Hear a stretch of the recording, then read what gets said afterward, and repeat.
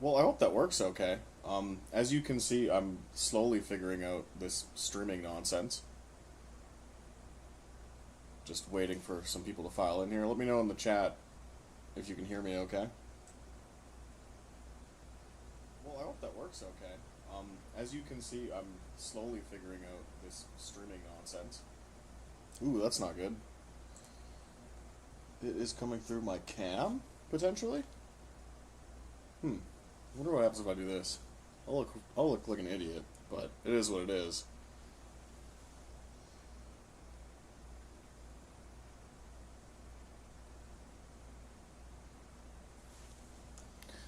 You guys got me okay?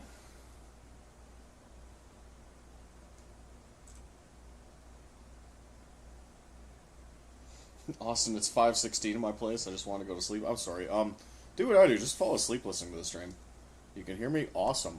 It's a little echoey. I'm trying to run my shitty USB camera that I use for work meetings, on top of rocking a headset that looks really stupid. And this is like the cheapo Logitech one you can get at Staples. But it is what it is. Like I feel like now that I'm kind of in a position of authority at a sim dev that I'll probably have to start doing this a little more frequently, whether it be for like interviews with sim sites or gaming sites or just streaming on YouTube showing off the game when we get to that point. So like I might as well just get out of the way and rig everything up now. And that's the whole point of these random surprise streams that I'm just hosting late at night when there's nothing to do. Because I know people just like hanging out and talking sim racing. It is what it is. It's kind of fun. As I mentioned in last night's feed, this might become like a semi-regular thing. I've improved on last night as I have drinks in the form of Mountain Dew. Because I'm a gamer, I don't know.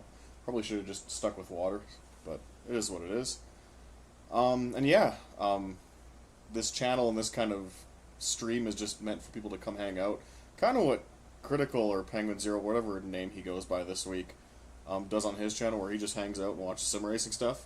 I kind of want to have a late night side of that because I think it's fun. A lot of places like Reddit have pretty draconian moderation, and you're just swamped in simmering posts.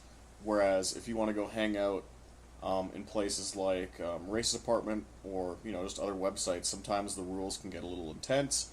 And there are just some YouTube channels as well who try and stream where there are just so many goddamn people watching that like you can't actually talk to the host, or he's busy driving something, so he can't read chat, and then it just becomes not very interactive. So I figured I would switch things up completely, and we'll just watch a couple race replays of stuff I ran in various sims, and we'll shoot the shit. I'll read out chat. You guys can steer the conversation wherever you want.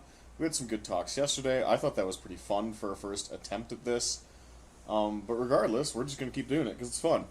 So thanks for coming out. It's pretty much prime time on the West Coast. I'm based in Edmonton, Canada.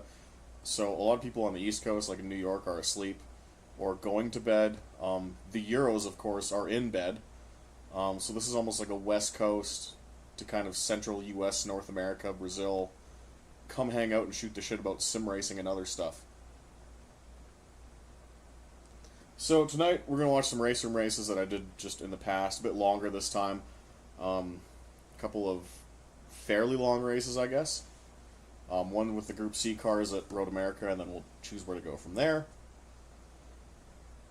And I figured I'd start the stream as you guys file in by showing just their ranking system.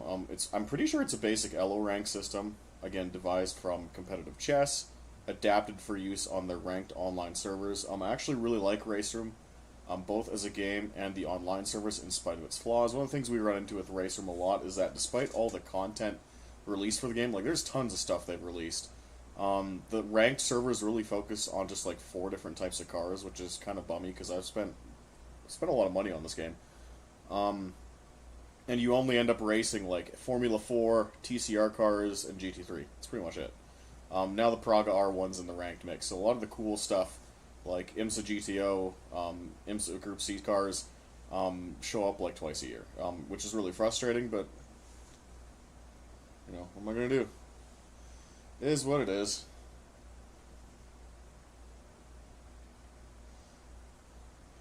So, here's what the ranking screen looks like. It's very simple. It's just stats overlays. You have a friends list in-game, which I don't already, I don't really like the concept of a two-tier friends list where like you have your Steam friends and then you have your in-game friends. I think that's kind of ridiculous. I wish it was all just based around Steam, because it kind of makes like sub-friends lists redundant. I'm just not a fan of that. But beyond that, like you can see an activity feed on the left side here from a couple guys I've raced with that I enjoyed racing with enough to add. But the main stuff here you're looking at is your national rankings, and then your last X amount of races, how you fluctuated in skill level, which for me is quite boring because I just start at the entry level of 1500 and then it just goes up. So it's really not much to look at. Same thing for the last 45 races in terms of multiplayer reputation. I've only done 45 races. I haven't raced this game a lot, even though I claim to love it. Basically, I had one accident at Zandvoort like a year and a half ago where I had to quit out. And my reputation went down, and then it went all the way up again. So a lot of these graphs honestly just don't mean anything for me. Same thing with finishing position. Like, a lot of the time, it's just like, yep, you finished in first place a lot. I guess these would be fun to look at if you're like a growing driver, but for someone like on the other end of the spectrum like me, haha, funny joke, there's not a lot to look at here. So this entire right side of the screen I feel is a bit redundant, but the middle stuff is kind of neat. So it shows you the worldwide, basically, ELO rank rankings, based on whoever the top 10 are at any given time. So the best RaceRoom driver right now is Tobias Naumann, just random German guy who's done like close to 700 races.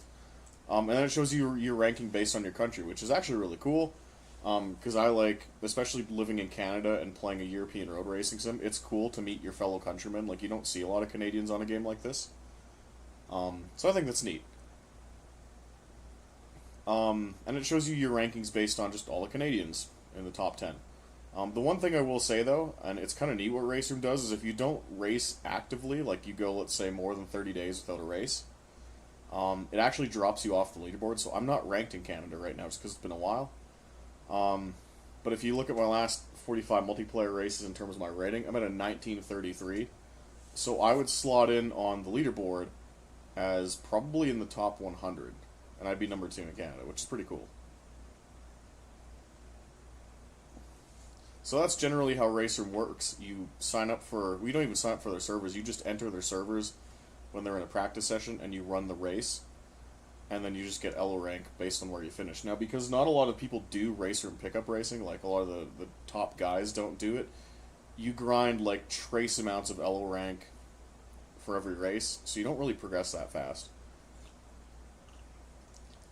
But honestly, it's a system that works fine for what it is. RaceRoom is not a very actively played racing sim.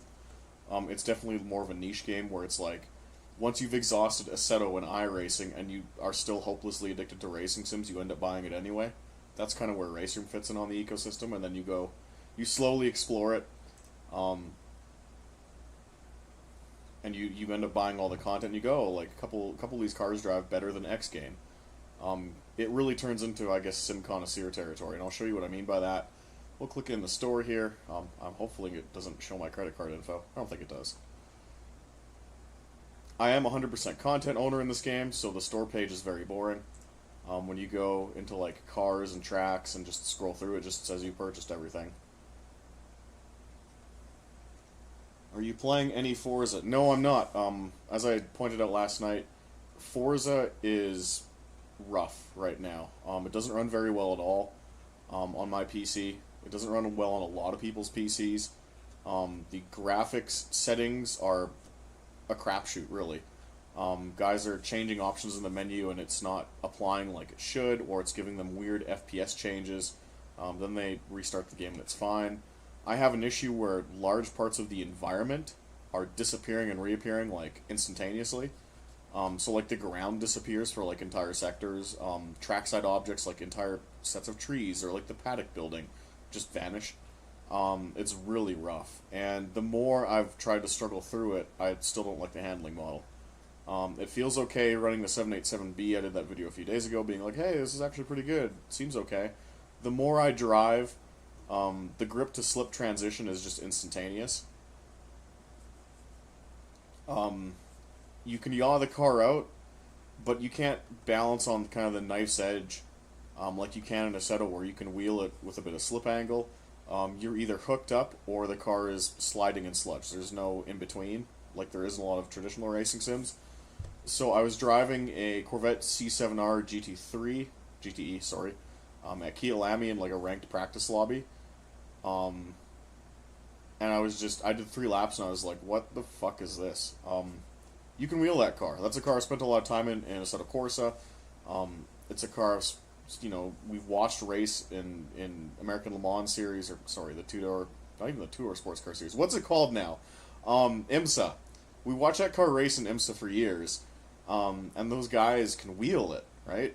And they can get on the edge, and they can wiggle the car around, and you just can't do that in Forza. You have to drive very, very carefully, and then if you overdo the threshold for like what the tires can accept as load, you're just sliding in molasses, and it's this weird prolonged like slow motion slide. It's not intuitive and quick to snap back to grip like AC or RaceRoom is, so it's just awful. Really disappointed. That's a lot of money I spent on that game. That I legitimately did 4 online races, and I'm like, I might never touch this again. That sucks, man.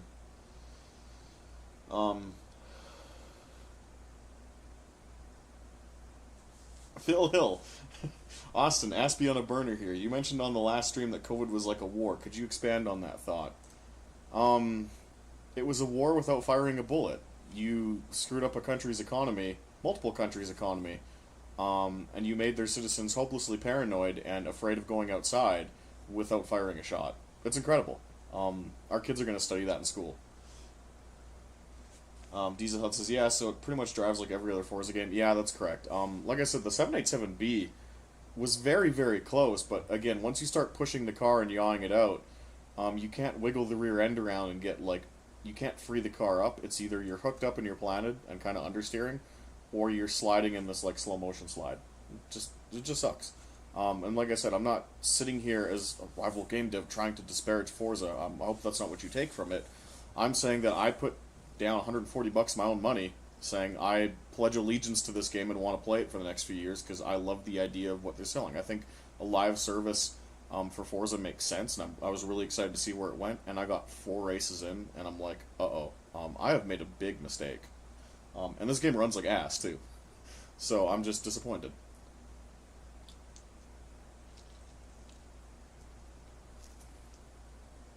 Iceman says, I never got a vaccine for COVID, never tested positive for now, at least. Might have had it at some point and just didn't notice. Same boat as you. Never got a vaccine, never got tested. There's a third element to that story. My family really wanted me to get vaccinated and get tested and all that stuff, and I'm just like, I'm not playing this game. I'm going to be in the right call.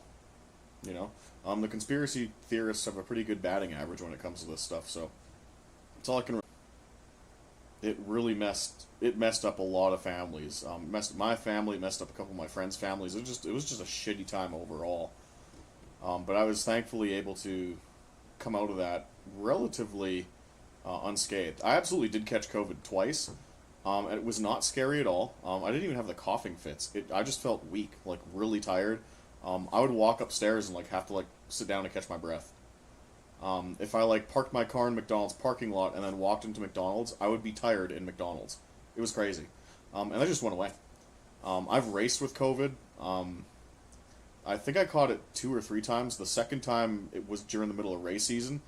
I think I ran like 3rd. You know, it was pretty rough. You know, I pulled into the pits and I sat in my car for 5 minutes afterwards, just being like, "Holy shit, I am so tired." That's it. You know, it was basically a cold.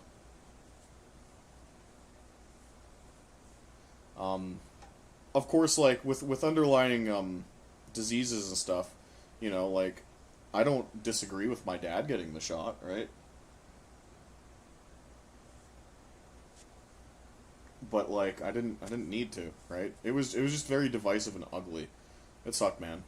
So let's load up a race here. I know I ran the Nissan R90 CK somewhere, or at least some sort of race. I did some sort of race here. Road America. I ran a Road America Group C race. Let's watch that. This would have been last December, so we were just beginning like work on what you guys now known as GT Revival. Red Bull, nice to see you back. I had to lie to some aunts and uncles on one side and say I got the shot. See, I didn't lie at all. I was just very open about it. And it was very weird because like a portion of my family, yes, this is going to get political. I don't care. Like you guys know it's who I am. It's kind of my brand at this point. How do I put this? A handful of people in my family don't like Donald Trump, and that's fine. You want to be that way, okay. So of course, their side of the fence was all, this is a Rush Trump vaccine. It's not going to work. Those same people, within 6 months, happily got the vaccine that they were quite vehemently against. It's very strange.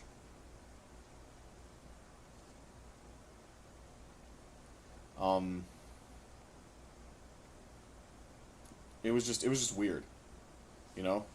That was kind of the discourse when all that stuff started happening. That Donald Trump is pushing this. I don't think it's going to work. And those same people then turned around and took the vaccine that, for lack of a better word, that they said themselves was not effective. It was very strange. They'd refuse to see me if they knew I didn't get it, and I kind of had to see a few of them at one point. Yeah, and there were a lot of people put in uncomfortable positions like that. I just made my stance very clear, and eventually it ended up being the correct one. So Don J. Wusan already found broken Forza builds, Veyrons and Koenigsegg, Jescos, and C-Class. Yeah, I saw that video earlier today.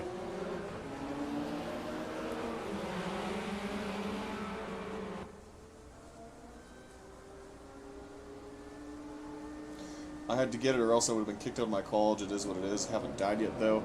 Yeah, it sucks people got put into that spot, because I have a lot of friends who were pretty not cool with getting it.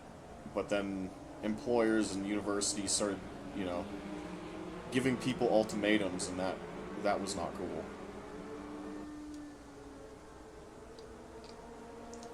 So here's my race I did against the AI. C cars.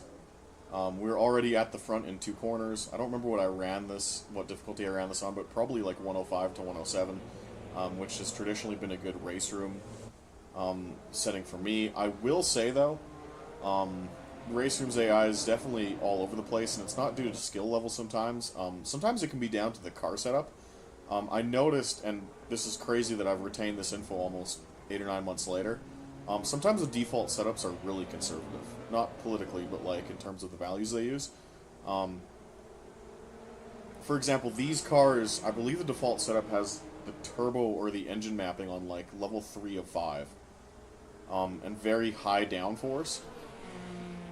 And even with full damage on, you can actually run 4 out of 5 or 5 out of 5 mapping. You just got to extend the gears and, not run the car off the limiter in high gear all the time. And you can get through a whole hour-long race with max fuel mapping, right? So when you go race against the AI, essentially, no matter what difficulty you run the AI cars at, the AI are running like 60% boost. And you can run 100 no problem. So that's why after a lap, I'm just gone. And I do start, making my way through the field and stuff like that. Yes, it changes your pit strategy, but you're just so goddamn fast that it really doesn't matter, right? I tend to get sick very easily, so I was scared to even take the vaccine. Another guy says he was afraid of needles. See, I'm not afraid of needles. Like, I don't really care. Like, I had some health scares. Not really a scare, but just I had some health problems at various points in my life. Nothing serious at all. But just stuff that warranted blood work done. Like, I had low iron at one point. Like, really stupid shit. So I've had to get, like, blood work done at various points. And then if you go back in my channel a few years ago, you know I had some mental health stuff going on as a teenager. Well, that too required blood work, right? So I'm not really scared of needles. I just looked at the whole thing and I'm like, everyone is acting like a kindergartner.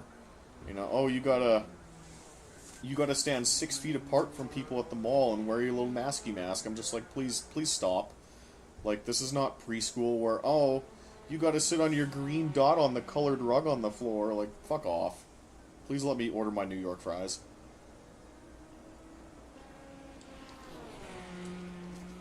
Unfortunately, Iceman, I do not watch or follow IMSA, which is really odd, and I hope people don't take that the wrong way.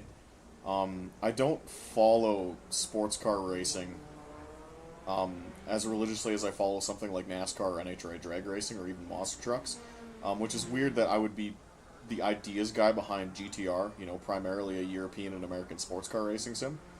But it's not that I don't like the sport. It's just the TV schedule is way easier for me to watch NASCAR. You know, like it's on Saturday nights and Sunday afternoons, whereas like how are you realistically supposed to watch the Rolex 24? Like how do you do that? You know, you can watch NASCAR in 3 hours, and then you just go and fuck off and do something else with your day. Whenever I watch the Rolex 24, it basically goes on my TV or my second monitor in the background, and you glance over anytime there's a wreck. Just because the races are so goddamn long, right? But like I do make an effort. I just don't know. Like I obviously know the cars that are running.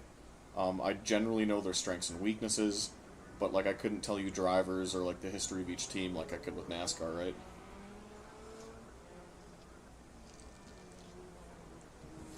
COVID lockdowns were years ago. Go outside. Hey, it is what it is. That's where the conversation went tonight. Why do iRacing people hate you so much? I have refined my answer to this over the years. When I was younger and I didn't know the more articulate ways to describe it, I labeled it one way, but as I've gotten older and have become even more articulate than I used to be, and have learned more intricate phrases to describe what goes on in certain communities, I can articulate it a little better. So I do have to apologize to iRacing in some regard, because I have labeled their members as being involved in like this weird cult. And that was a good way to describe it, but it wasn't the best way to describe it. A lot of what happens in iRacing, because there's so much money involved in the individual buying and acquisition of like renting individual pieces of content, like people can spend thousands on the game, right? For their pretend little race cars. There ends up being a lot of people that struggle with what's called toxic positivity. And toxic positivity is a concept that is a worldwide Western phenomenon, not just relegated to iRacing. You see this stuff in Star Citizen 2, which again is why some people call it a cult. You see this in a lot of EA Sports communities, stuff like FIFA, stuff like Madden. You see this in stuff like the new Forza Motorsport in that community.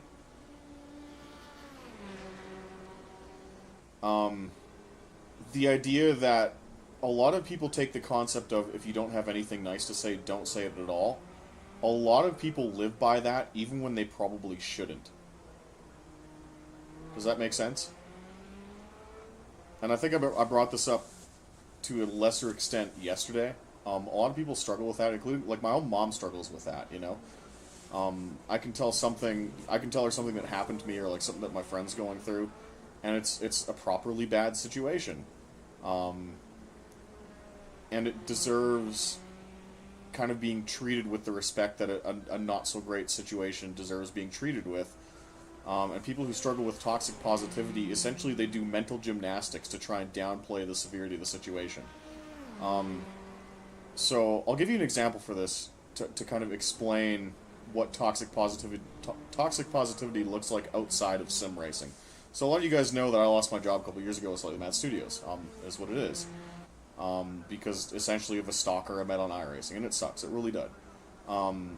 Basically the day I found out that I lost my job, I basically had an action plan in place. I'm like, I unfortunately have to go to an employment lawyer, I have to gather all my evidence, and I have to take some sort of legal action because of this. It sucks. But it's something that had to be done, right? And I did. When talking with my parents that day, especially my mom, it wasn't about, you know, they tried to steer me away from going to a lawyer, right?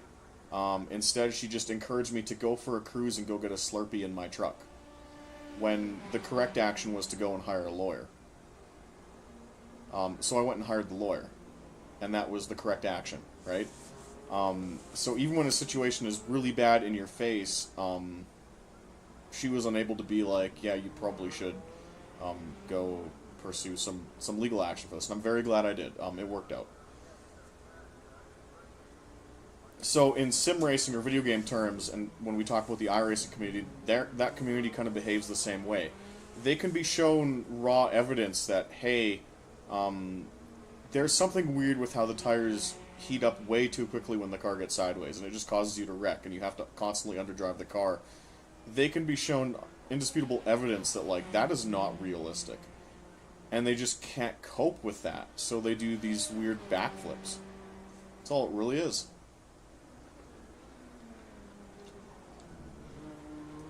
And it's something that happens in Star Citizen too. I mean, think of how many guys put thousands of dollars into that game, and it's still this weird, like, beta, early access hodgepodge, right? And guys still defend it, being like, oh, like, Chris Roberts' vision for the game is just so grand that, like, I'm willing to wait as long as possible for it to be finished. And it's just, guys, like, call a spade a spade. Like, come on, man. That's called toxic positivity. The idea that even when there's no detriment to talking about something in a negative light at all, people are still unable to talk critically about something because it's just that's how they're wired. iRacing kind of breeds that because of the sunk costs. Same with Star Citizen, same with Forza, same with games that feature Ultimate Team modes. And sometimes it's not even down to the money that breeds that. I mean, look at games that release on a yearly schedule like Call of Duty, right? Games like Call of Duty and Halo become such a core part of people's identity because they've spent so much of their life playing it, that the idea of criticizing something that, like, is a part of who they are, they can't bring themselves to do that.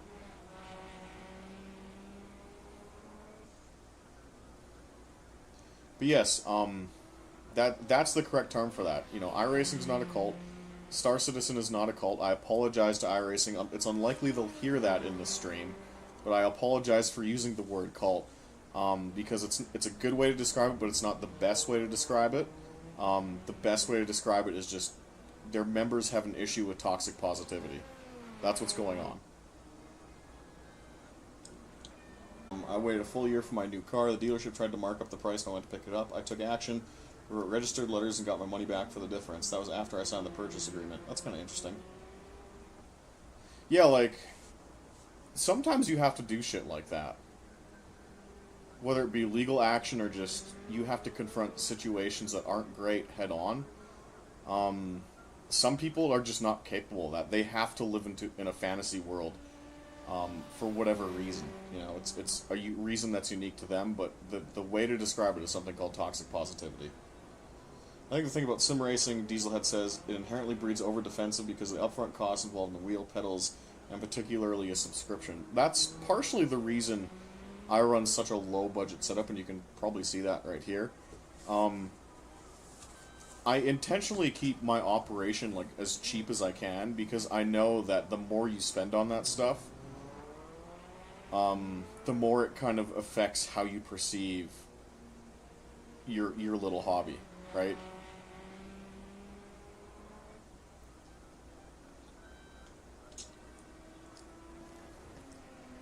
I don't know how to pronounce your name, but it starts with an O. Why does iRacing require real names? Why do they not see the obvious elephant in the room with that one? That's a really good question, and it's something that I had to take a serious look at. And we talked about this a bit last night. I personally am 30 years old, so I grew up, you know, when I was 12 to 16 years old, I grew up in the MySpace era, and the Nexopia era, and the era when Facebook was just becoming a thing. And for lack of a better word, our school systems were very adamant on teaching us about stranger danger, right? They were very forward about the fact that, like, the internet is full of creeps. There were stories of, like, either kids getting abducted or, you know, girls getting catfished on, like, Nexopia. We didn't have MySpace up here. We had a site called Nexopia. And, of course, word of girls getting catfished or getting lured to, like, meet guys at the mall who were, like, 19 and they were 14 spread very, very quickly.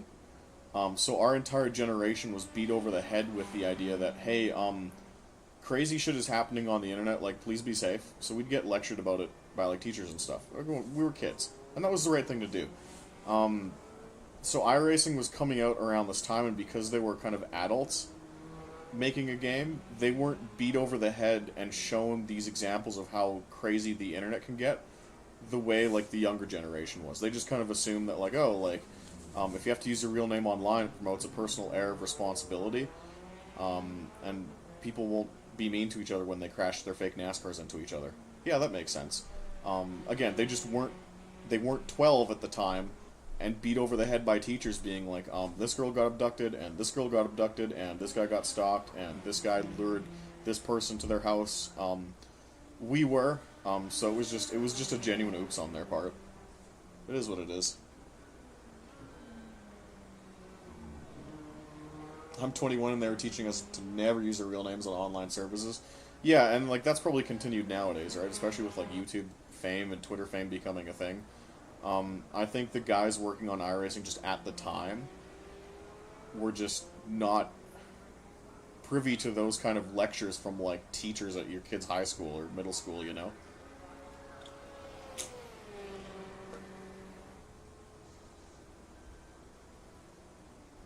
How did I just get an ad in the middle of a live stream not complaining? Just never had that happen until now. It's an option I turned on. I have it on a very light, what's it called? Advertisement format, so like I get a bit of money, but it's not nearly as much as I could be making, because like at the end of the day I don't care. YouTube money is really just pocket change. Like I do not make a lot off this, contrary to what some people have claimed during questioning. That's an interesting story. I think at my peak during the motorsport game stuff from a year and a half ago when I was getting ad revenue to kind of do deep dives on them, it ended up being between $300 and $500 a month, which is like, guys, pocket change, you know? But in this economy, every little bit does help, right? It's almost like sim racers need to touch grass, Mr. Ted says. Yeah,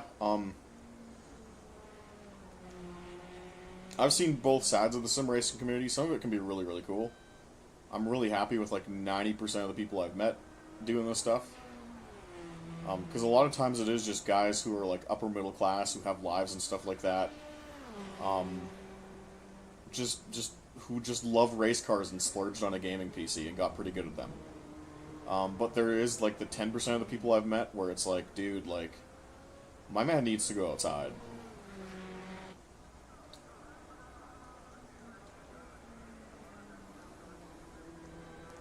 I miss free mods in R Factor Central. Yeah, that was an innocent time. So I was around for the tail end of that. Like I wasn't super active in the sim racing community, but I was around and I was downloading R Factor mods from there, and it was fun. I do wish I could have been a bit more involved and just a bit older to kind of witness it at its zenith. Because like, I did like the Renault Megane Trophy, open servers in R Factor 1. I did GP79. Like open sprint race servers, but like I never league raced that stuff. I kind of wish I was around for that. I genuinely don't think the juice is worth a squeeze in regards to sim racing. Yeah, you're not necessarily wrong. It's just it's one of those things. The common phrase is everything's fine in moderation. Sim racing is a great way to pass really shitty cold winters here in Alberta because like.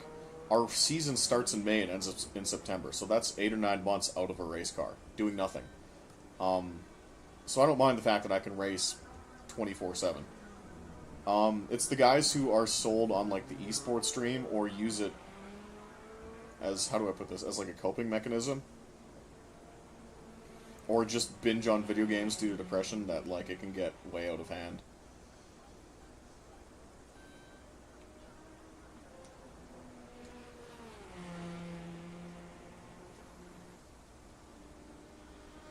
Hello, Mr. Billy. How was your Thanksgiving? It was pretty tame, actually. For the Americans watching this, our Thanksgiving is early October. So Thanksgiving was technically yesterday, and then we had the day off, but I didn't take it off because I just felt like working. I had things to do. It was very tame. My uncle and aunt and my cousin moved away to Okotoks, so like 4 hours south of where I live. So whereas we would have normally done stuff with them, my parents are getting a little older, so it's just not. Um, that's a long drive for them. So it was very subdued. Saturday night, I watched Brody come second in V8 Supercars in the Bathurst 1000, which is kind of neat. A lot of people don't know this. I'm not going to claim I was ever super close with him. Dustin was a lot closer. They were part of the Dead Zone Racing Gang, I think it was called. But I was acquaintances with Brody back when he was living stateside. Brody Kostecki used to be huge on iRacing. Back when he was like 14, 15, 16. He tried to make it and go through the NASCAR ladder system through what was called the K&N series at the time. So he was living in North Carolina and running in the K&N series for I forget who. But regardless, he was just hanging out playing iRacing in between races. So there's a couple of us that like know of him, have spoken with him. I've run a bunch of races with him. We have him on like social media and stuff like that. So like if you go into my this is crazy. If you go into like my Instagram photos and like dig back a few years, you can actually just like see him casually commenting on some of my stuff. So a bunch of us actually know Brody. Again, I'm not claiming to be close with him. He was more of an acquaintance for me, but some of my other buddies knew him pretty well. So it was neat to see him run in the Bathurst 1000 and do as well as he has. He's a really nice dude. He was the absolute top-tier Australian shitposter you expect him to be. But he was a solid dude, so it was really neat to see him in that situation.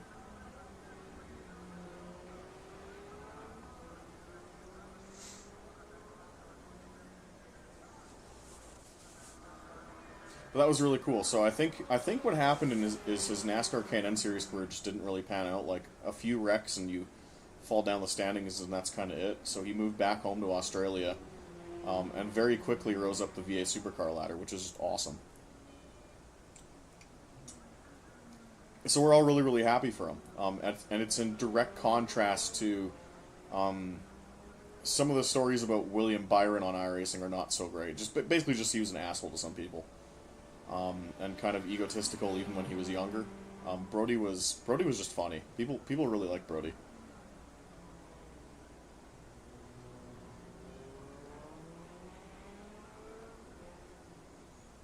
Which handles more realistically, GTA 5 or iRacing? Oh, stop. I always thought GTA 4 handled really cool. I really liked that. Everyone hated it when it came out, because they're like, oh, you know, the cars have so much weight to them. And they're, like, kind of tough to drive. I had, like, no issues with that. I thought it was really neat. Change the camera here. On Wiki, it says Brody ran for his own team, Kostecki Motorsports. Yeah, that sounds about right. He did a series called UARA Late Models, and then went to the K&N series. I think UARA might have been the precursor to the Cars Sewer. Not quite sure, though. Met Brody before. He used to run midgets at my local track here in Arizona. That sounds about right. Any plans for your race car in the off-season? No. So I had an opportunity to go and race in BC this weekend for some big invitational race for a bunch of money, which a bunch of money at our level is like $1,000 to win. But I chose not to because my tow vehicle, like my truck that I drive daily, it's starting to puke antifreeze and it needs the shocks adjusted, and I think I blew the AC belt, so I got to get that reinstalled. So there's a bunch of like little maintenance I got to take it in for. I'm just like, I'm not driving out there, so I think I locked up the championship in like August with a few races left, and then intentionally just showed up to races sandbagging and was like, yeah, I'll run third tonight, it's fine. So there's nothing that needs to be done to the car. It hasn't been an accident. All the panels are straight. Doesn't need to be painted.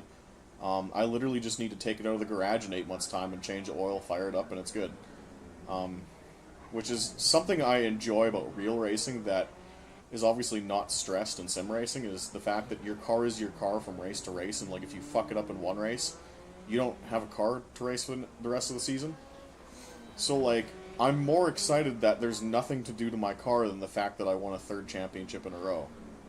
Because what that means is like the guys that work on my car, their off season is now clear too. So if they want to build their own cars or buy cars and fix them up, and have 2 or 3 more cars out on the track next season, like, they can do that, you know? So by me not destroying my shit and actually keeping my shit in one piece, I've allowed other people 8 months of free time to build their own race cars, which they're probably going to do. I think Justin already bought one.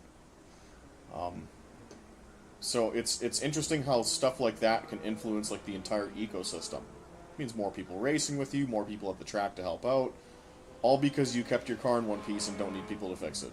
I really like that part of real racing. You just don't get that in some racing.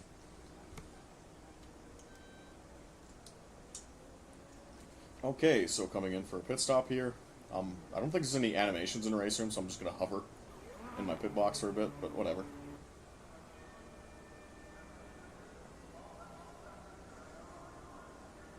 Brody and SVG will cream the competition in Cup next year. Well, it depends.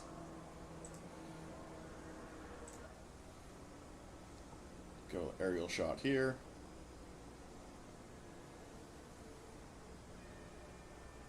But yeah, other than that, it's been a subdued Thanksgiving. Lady friend was doing stuff with her family. My parents thought I would drive down. I'm like, no, it's not that serious. It's just a summer fling. I'm watching V8 Supercars this weekend. So it's been a pretty subdued weekend. Precision Nor'easter. I need to find a decent mini stock, but I can't find an Ecotech car that's not so far gone it ain't worth using as a race car.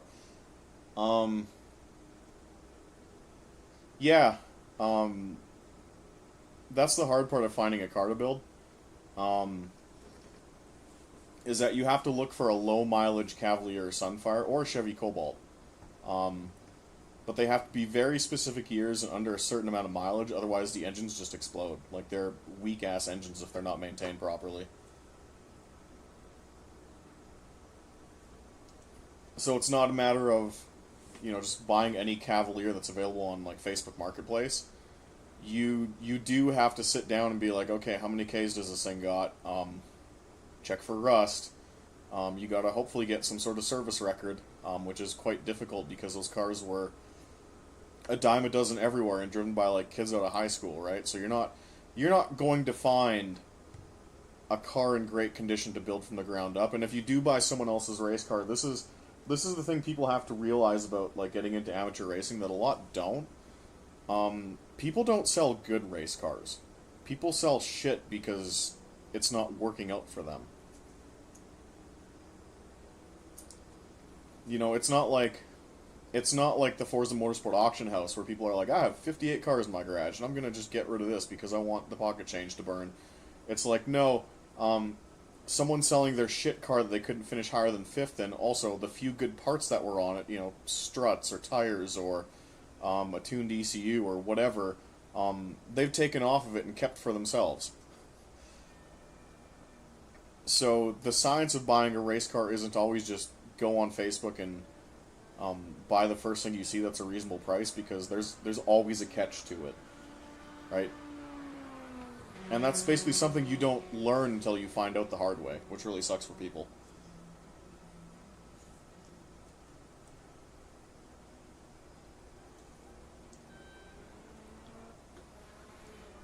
Austin is the Max Verstappen of sport comebacks. Not really, but I would like to go run a few races in the States as a guest driver just to see how I do. I think it'd be pretty cool. Not true, Mr. Ted says. I reset the Heartland Park track record in my first race, my Spec 944, then immediately sold it, lol. Yeah, and then like stuff like that happens too, right? Like you just have such a good driver that they can climb in something that's not a good car, or is like just outdated for whatever reason, and punch way above their weight, I should say.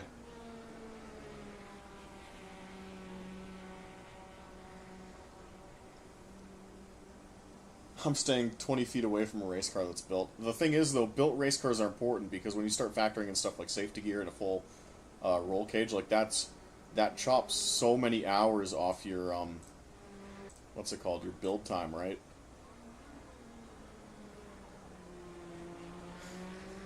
Andrew A, very true. Don't buy a $700 Cavalier mini stock like I did. It's slow and it didn't stay a $700 car for very long. Yeah.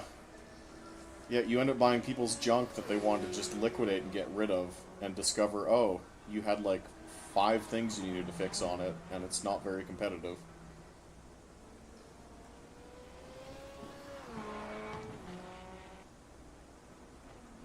Tech from Heaven says, that pretty much applies to cycle racing too. I've got loaned several very expensive bikes and turned them back in one piece despite not winning.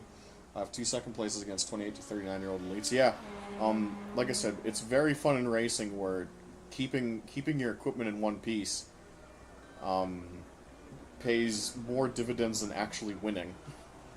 And then the wins you just start clicking them off due to wars of attrition, right?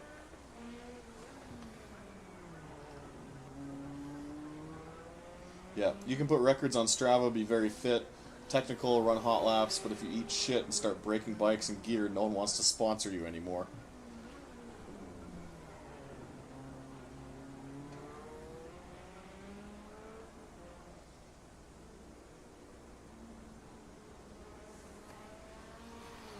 Yeah, and it's something to think about, like, as sim racing goes into, like, the late 2020s and early 2030s. Me, personally, I would like to get away with the base ISI motor experience we've known since Sports Car GT or F1 Challenge, where it's just like, here's some cars, here's some tracks, make your own fun. I would really want to go into, like, light RPG elements, where it's like, yeah, don't wreck your car in practice. It's bad if you do that. I already have some ideas on how I'd want to do that, but it requires a lot of refinement and getting people on that wavelength. Because, I'm sorry, but I don't believe you can just keep selling people F1 Challenge over and over again.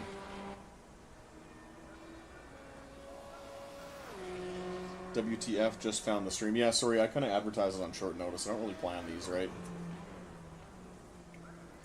Random Call Sign does it a bit better. Same with Billy Strange, where they're like several hours in advance. They're like, I'm going to stream tonight.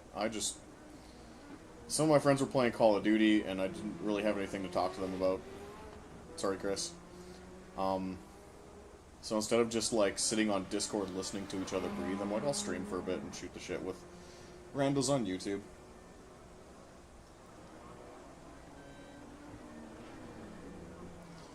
So kind of like a more intricate version of what Forza has been doing. Man, Forza was so close with their idea of, like, car leveling and, like, RPG elements, but, like, you can just tell no one on the staff is, like, a true racer. And, like, has been at, like, local SCCA events and, like, understands how racing works. And, like, understands how to take the amateur or professional driver experience and translate it into a game. You can tell, and Random Call Sign did an excellent comparison to this.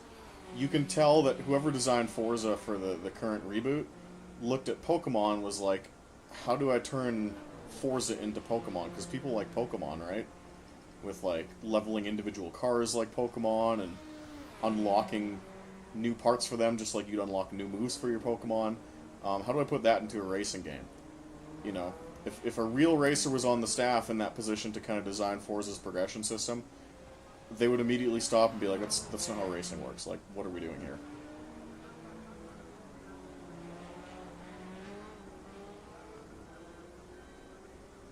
It's a fine line in a game where you both want to incentivize the caution and the love and everything, but in a sense we play the game because it's free, and if you wreck it doesn't matter. Yeah, that's the tough part. All I'll say is like, being a designer at work, my job is to just think of things, even if they're not going to be in our upcoming game, just have stuff in the back pocket, so I put a lot of thought into how I do it.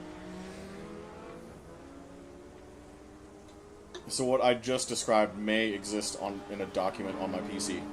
Just saying.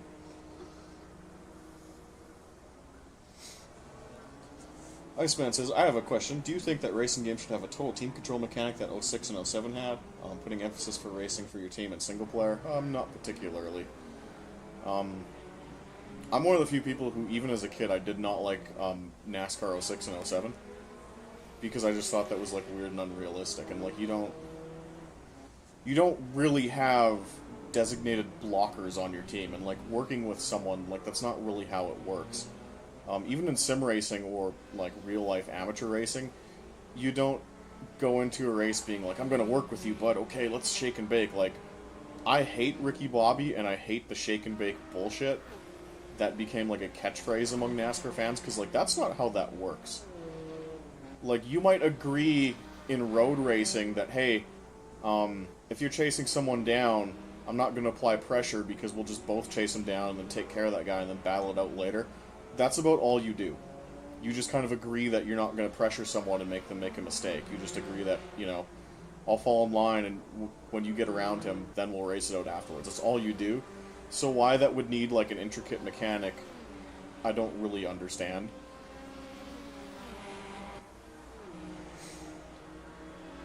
Wow, this Road America, where's the downhill at the straight before T2? Yeah, I tend to agree. The downhill section is not as pronounced as it needs to be. You can kind of see it.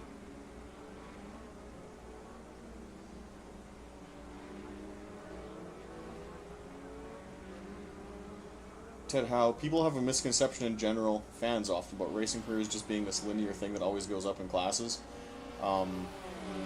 Yeah, that's not really how racing works. You basically race where you can afford to.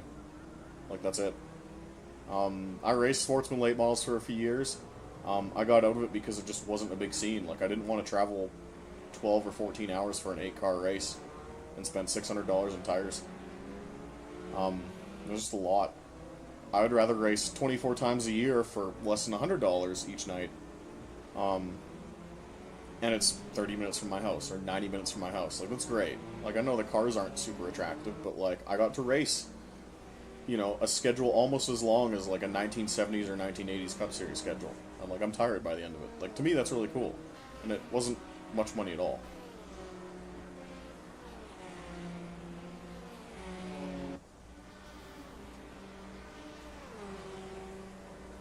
People basically race where they can afford to. When they try and climb the ladder, it's often extremely expensive. And the ladder system isn't a meritocracy, as you've probably seen in NASCAR. Does anyone remember Project Gotham Racing 2? I grew up with that game. I was a little too young. I played 3 and 4. Like, I played the shit out of 3 and 4. 2 was a bit before my time. I had it on the original Xbox, but I didn't have Xbox Live yet. So there's that. Does anyone remember Flat Out as a kid? Beat it a few times. Yeah, that still exists. That's called Wreckfest.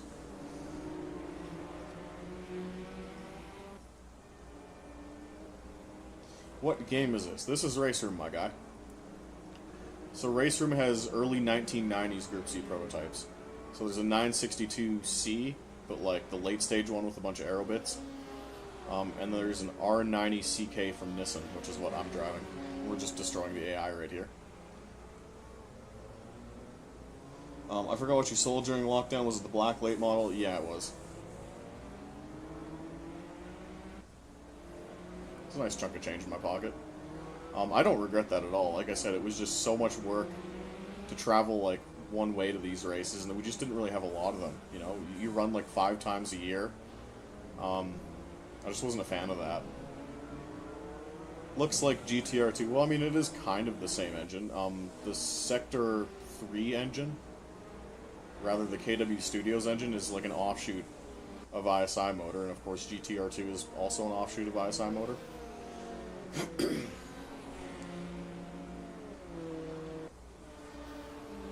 So they're going to kind of look the same and perform the same and run the same. I prefer RaceRoom's art style, though. I think it's really cool. It's got this, like, 20% cartoonish look to it, but I don't particularly care. I think it looks kind of neat.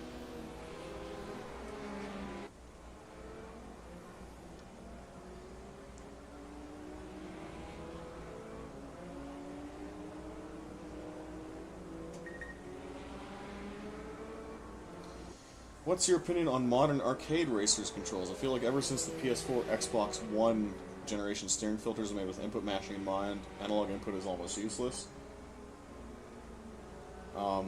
Sorry, my buddy's texting me.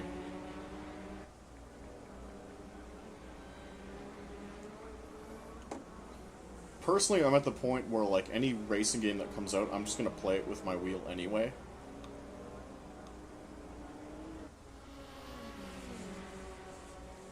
So, like, NFS 2015, NFS Heat,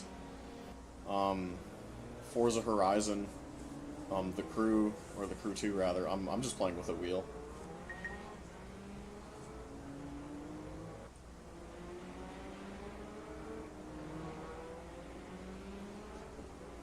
modern arcade racers are trash. Not particularly.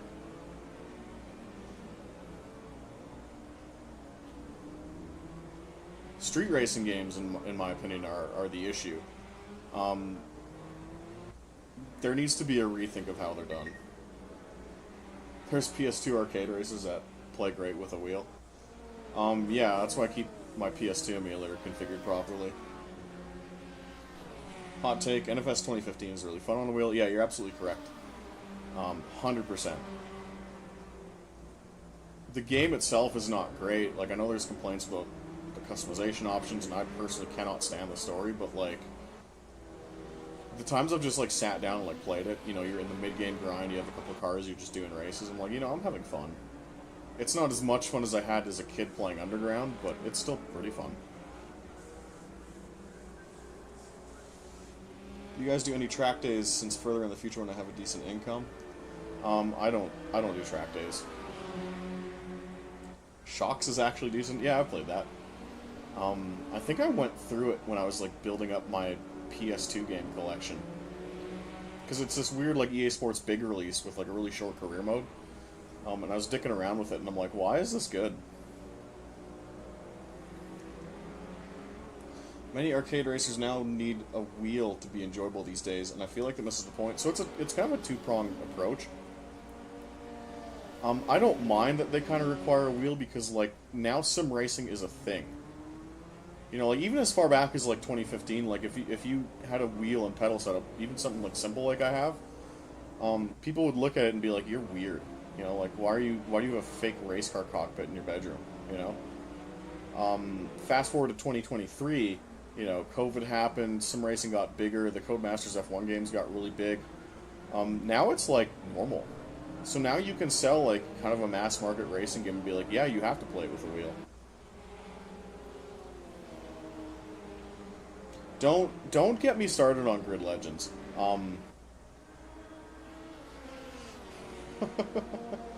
Do not get me started on Grid Legends.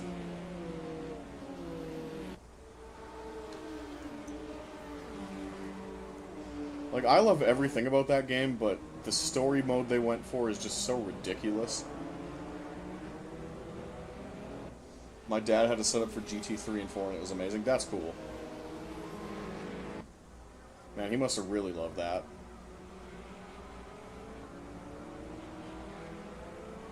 Outside Horizon, they have bad physics. That is not true, Jay-Z Studios. The Crew 2 had really good physics, like for arcade racers.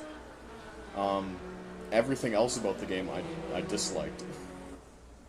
Get started on Grid Legends, let's hear it. No, it really just boils down to the story.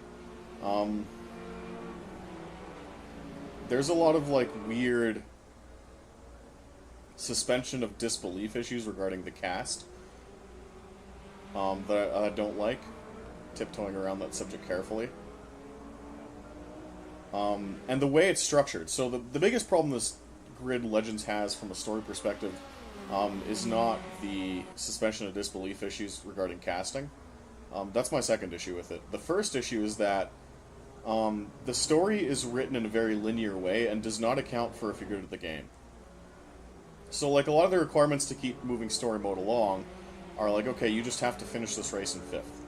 And then the next cutscene that plays, you know, acts as if you finished 5th in the race. Well, what happens if you're me? Like, I won every race in Grid Legends career mode on the highest difficulty. I just kicked the game's ass. Like, I really enjoy how it drives. I figured out what the game wanted from me, and I had fun with it. The little bite-sized missions you get to do, you know, win this race, you know, come from the back of the pack and win, like that sort of shit. The little, how do I describe it? The kind of novelty events that break up the story. I had fun with all of it, but the story is written in a way where it doesn't actually expect you to win. So, like, you'll go and win, like, a race. Or you'll have won, like, the first 14 races in career mode. And then when they show you the cutscene essentially says, oh, what the fuck is the name of the protagonist team? Protagonist team is hanging on by a thread in the championship standings, and it's like, motherfucker, I won the first 14 races. Like, please acknowledge that. So they had this grandiose idea that, oh, like, we can tell this, you know, uplifting rags to riches story for this backmarker team. but they failed to account for the fact that, like, what if people are good at the game? And, like, what if people win every race? Then what? Like, come on, guys.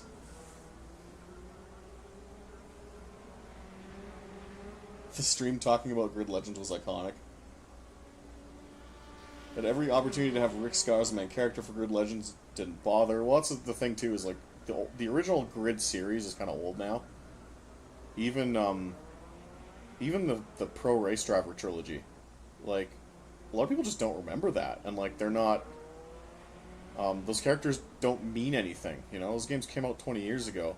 The likelihood that people are emotionally attached to, like, characters from a random racing game that was big in the UK 20 years ago is pretty unlikely.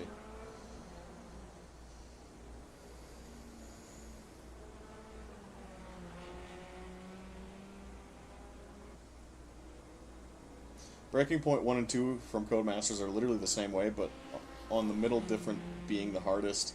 Also, Seneca is a protagonist team. That's it, Seneca Racing.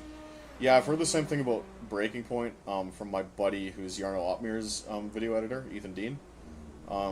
I guess, like, when Yarno is playing through the story and, like, he just wins every race, Breaking Point doesn't really make sense anymore. Because it's just like, well, you won every race. But the cutscene is like, congratulations, you did it, you finished 5th.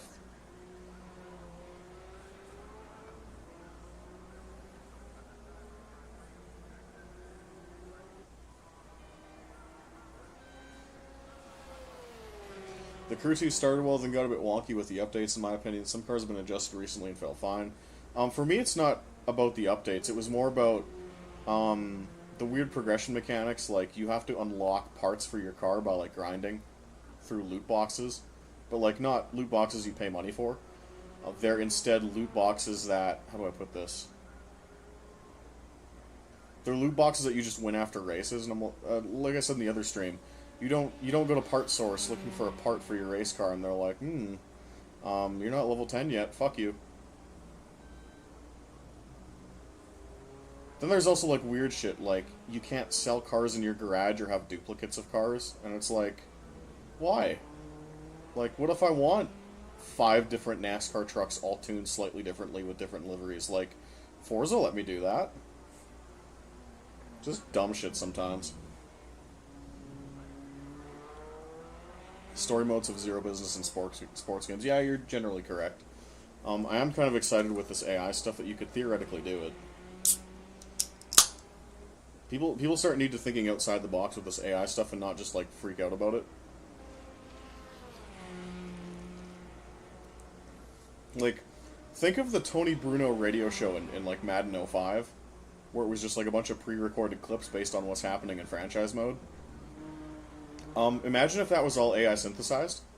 That'd be pretty cool. So, like,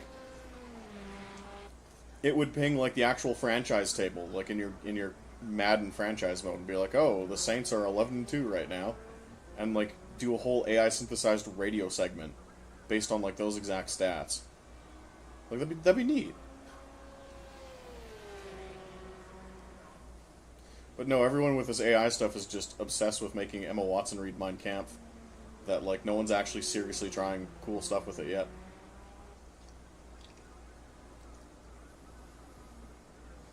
Ooh, that's a wild question. The old win in the game, losing the cutscene trick. Yeah, Jay-Z, you got it absolutely right. What was the weirdest interaction you had in the sim community? The NASCAR 03 community, during its later years, kind of sucks. So that was where a lot of, like, OG racers are from. But NASCAR 03, because it's this weird modding platform, and because it's abandoned, where it ended up being the place a lot of kids went who couldn't afford iRacing. So, like, kids playing NASCAR on laptops. There's a lot of, like, furries in the NR03 community, and, like, making, like, car sets and, like, fictional universes and stuff like that. To some extent, it's kind of cool, because, like I said, if you pair that with AI synthesis, you can do some wild shit. But, like, when I go on, like, Steno to download, like, NR03 car sets, and there's a dude being like, Season 19 of my anthropomorphic, furry series is now up for download. 86 paint schemes, including alternate drivers, and they've got, like, their fursonas. for all the different like fantasy drivers in their car set, I'm just like, please, like, please go outside. That's what immediately comes to mind. I'm sure there have been weirder interactions.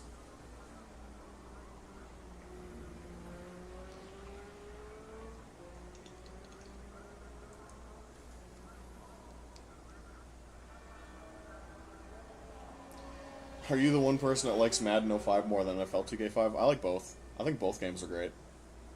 A good career mode that lets you create your own stories in them are what would be what's best. Like I said, like, what do you think I do at work? Some of this stuff exists on documents on my computer already, boys. I fucked around with it. It's really cool.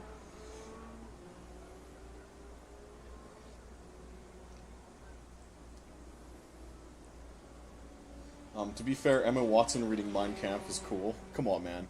I don't even like memeing about Hitler shit. Hitler's overrated in terms of, like, people, like, doing crazy shit with him. It's very stock. It's very uncreative. But that's actually how I found out about all this AI stuff. Someone, like, sent me the link to that, and I'm like, you could do this for NASCAR commentary.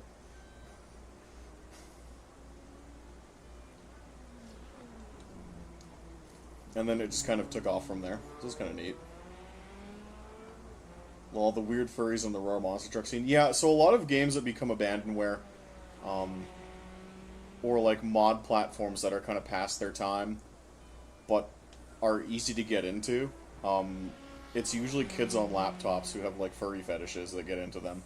Because it's a free video game to play, right? This kind of sucks. Don't get me started on the My Little Pony car set. Yeah, that's exactly what I mean. You've been down that rabbit hole too. It's weird, man. I could have lived without knowing furry car sets were a thing. Yeah, it just sucks, man.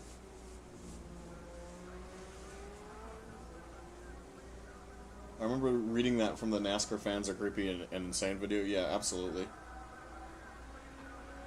Kind of looking forward to a new game, dude. Thank you. It'll be a while until you guys get to play it or see it, but it's been fun to work on. Need for Speed modding community is kind of like that too. Yeah,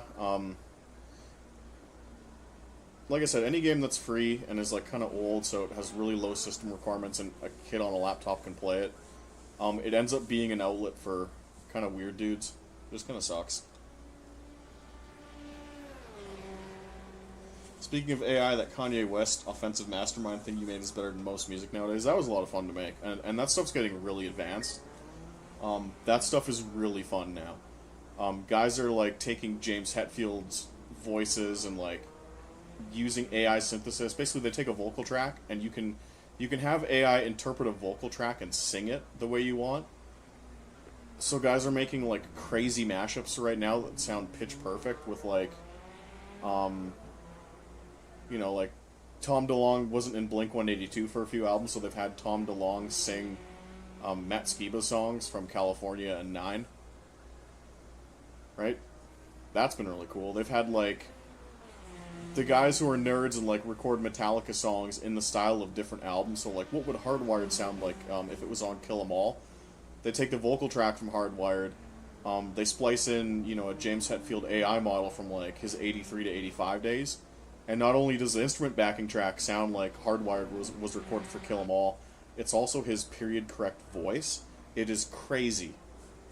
There's a really good one that makes 72 Seasons sound like it was written for Load. It sounds kind of like Wasting My Hate. It's really good.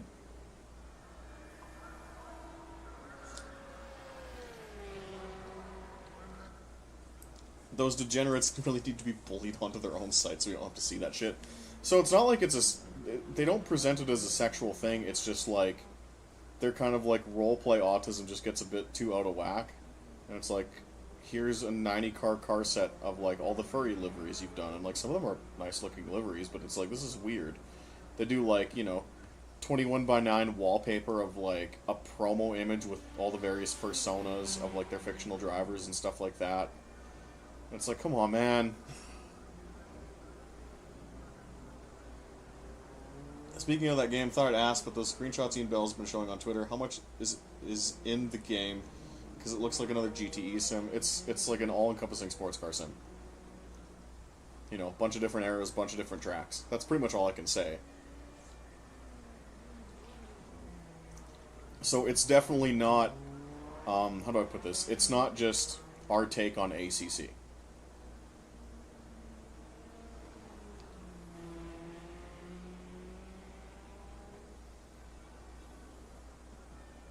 Weird that people into furry stuff, which I forgot exists outside of that one Rise Against Music video, Savior, maybe? Would even be into racing. They'd be laughed out of any short track instantly. Yes, and that's something myself and Ted have talked about. It's very weird going from like NASCAR Twitter or NASCAR Reddit and like the volume of people who are perpetually online that you see in these communities. Same with like iRacing too and stuff like that, right? But then you like go to a local short track or you go to just a race and they're just not there.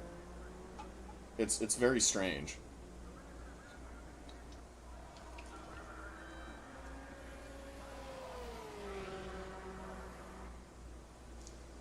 The channel is gone now, but there was a dude who made AI covers with Chris Chan's voice. Oh my god. Someone actually made a third Sonichu and the Hedgehog Boys album. I have watched that Geno Samuel documentary multiple times, so people are going to kill me for talking about Chris Chan. There are a lot of us who have watched that whole thing from Geno Samuel, like including some like big racing media members. So I watched that to keep myself sane during the development of Fast and Furious. That was like my ultimate memory, was like benchmarking all the various cars for our online mode and having just Geno Samuel's documentary going like nonstop.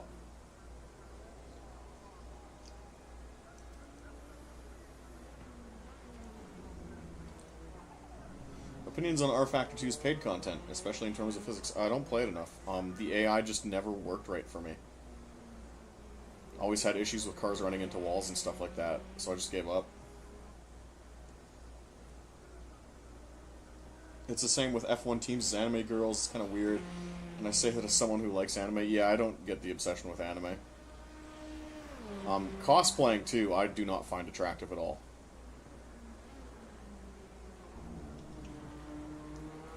The lady friend has a Sailor Moon outfit, and I'm just not a fan.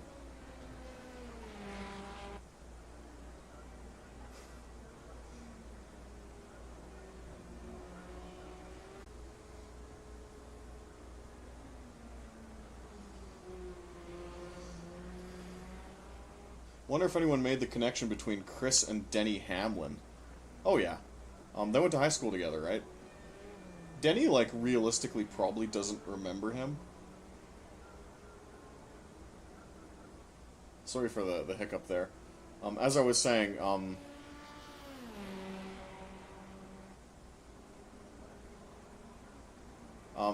Denny probably vaguely remembers Chris and has probably gone down the rabbit hole, but, like, I don't take him as that kind of guy to find that stuff interesting. Cosplaying is creepy and gross. Yeah, I agree. Like I said, the lady friend has a Sailor Moon outfit, and I'm just like, you're not wearing that. Like, I don't find that attractive. Every time I think of furries, I just think of the Podium 500 broadcast when they had furries commentate for a little bit on the stream. It didn't go so well. That sounds interesting.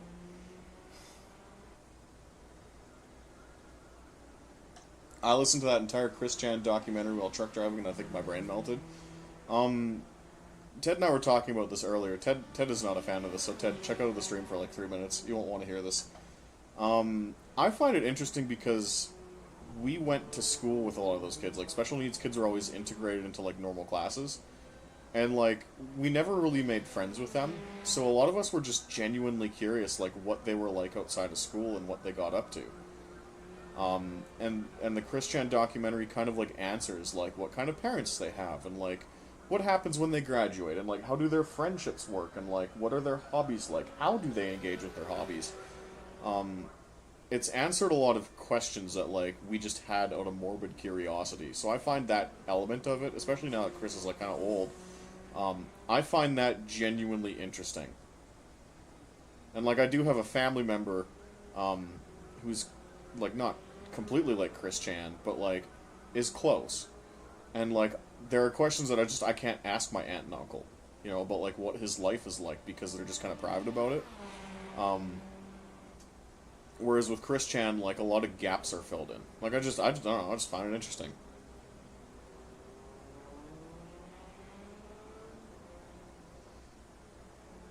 Austin, a question for T.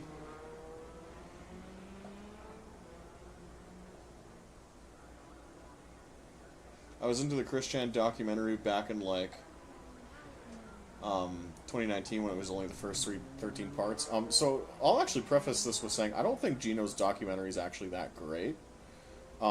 His music is better. I think there's a song he released called Stereo Love, which is like genuinely like should have been a minor hit. It is so catchy. Um, Gino's not a good video editor. He's not a good storyteller. It's something to binge on and consume that's ungodly long. The Ben Saint lecture's better. Other guys have done. I think the Down the Rabbit Hole episode is way more concise. Gino just understands that people want long form, insane truck driving content.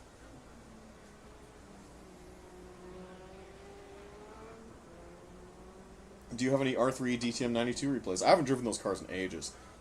Those cars were very popular when I first picked up RaceRoom, so I ran those a lot, but I don't have those replays anymore. Anyway, that was me killing the AI. What other races we got here? I'm fine if you talk about it. I just find it super dark, and I'm sad that the internet made Chris Chan go crazy and stuff because he was vulnerable to delusions. Yeah, that's a nuanced take. I like that take, Ted. I agree, it's dark. Ted says, I think Chris Chan's a perfect storm of bad parents, plus mentally ill, plus a fan base egging him on and bullying him. Yeah, I agree with that. Let's watch the Porsche Cup race. Sure, this looks fun. Porsche Carrera Cup Scandinavia. This car pack did not come out that long ago. I find cosplaying interesting from the arts and crafts angle. Similar to scale model customization, the work that goes into the costumes is incredible, but please don't actually wear the outfits. Yeah, like one of my friends is like a proper cosplayer, and she'll post photos of herself working on costumes like till like 3 or 4 a.m. sometimes, and it's basically like model trains for girls. You know, like she puts a lot of effort into it, and it's like, holy shit, you made that? Like that is incredible. Like you built that from scratch. Like that's, do you realize how fucking insane that is? But like the fetishization of it, it's like, dude, like I don't want to fuck cartoon characters, you know? Like I find that side of it creepy.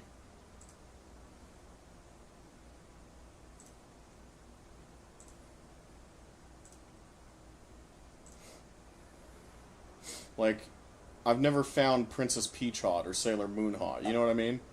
I feel like I'm normal for that.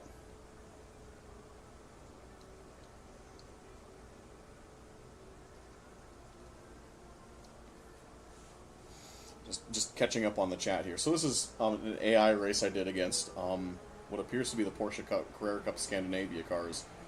I don't know when I did this. Probably within the past year. Something to watch though. Something to hang out and shoot the shit with, right?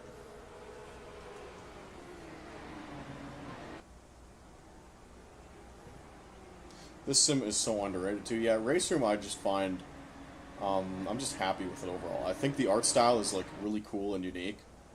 Game run's phenomenal. There's a decent amount of content. I just don't like the pricing model. You know, it's iRacing light, like iRacing if everything was 75% cheaper. And there's not a lot of people playing it online. But like, once you get everything and you're done the purchasing, it's okay. I do fire it up a decent amount.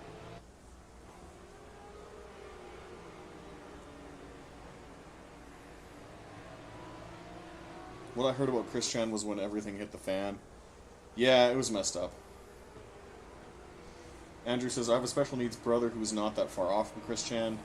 His life is sad. He's frustrated without being able to comprehend why he's frustrated. Thank God my parents are decent. Yeah.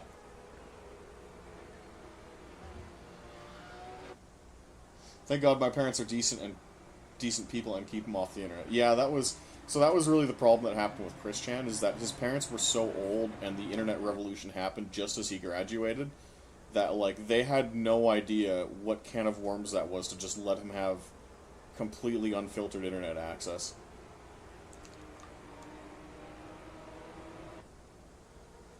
RaceRoom is extremely well optimized, very underrated feature. Yes, this game is just, it really is incredible how well this game runs. I know it doesn't look the part, and it's kind of got this, like, stylized 20% cartoon effect, but, like, it doesn't matter.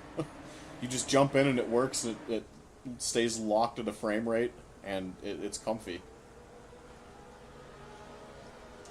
I definitely wish there was more American-centric content in it, though, because, like, a lot of the tracks are, like, weird, obscure Asian and UK circuits. So, like, you boot up Facebook one day and it's like, new RaceRoom release, Slovakia ring. New RaceRoom release, Salzburg ring. And I'm like, I have no idea where the fuck these are. I've never seen this track in my life. I guess I have to learn it. It's the only thing I don't like about RaceRoom. But, like, once you learn those tracks and you get it over with, it's like, okay, I know what I'm doing now.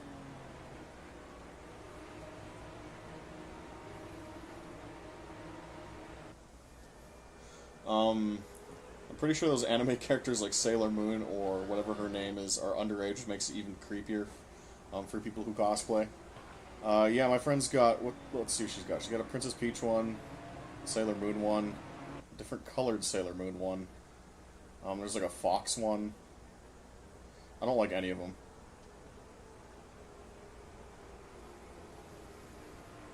RaceRoom looks awesome. I love how quickly the chat started going. The moment I brought up Chris Chan. Or someone brought them up. Oh, we're talking about AI-generated songs, and someone's like, oh yeah, someone was singing stuff in Chris Chan's voice with AI. The one thing that irritates me about, like, Chris Chan's backstory is his distinct lack of love for cars and football. This is, like, a really dumb observation I made, like, going through the Sonotube wiki. So the guy lives in Virginia, and he graduated high school around the time both NASCAR was at its peak popularity, as well as Michael Vick played for Virginia Tech. So, just by virtue of where this dude lived, right? You know, he's kind of in rural Virginia, only a few hours from Richmond International Raceway. I don't think he was that far from VT either. He should have been a Virginia Tech Hokies fan, and, like, obsessed with Michael Vick. He probably should have been a NASCAR fan, just because Richmond was, like, close. Like, didn't he get arrested in Richmond?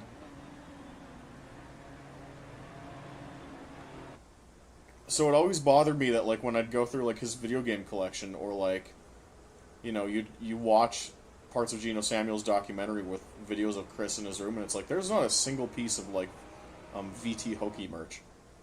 Or, like, a Michael Vick poster. Or, like, a NASCAR poster. And, like, someone's documented, like, obsessively his, like, complete video game collection. He has, like, no racing games. He has no sports games.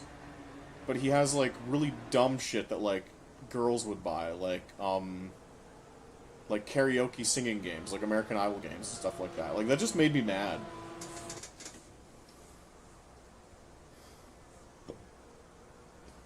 Was this an online race? No, this is a offline race I did. This game autosaves full race replays, so I'm just going through my archives right now. Have some background stuff on while I talk.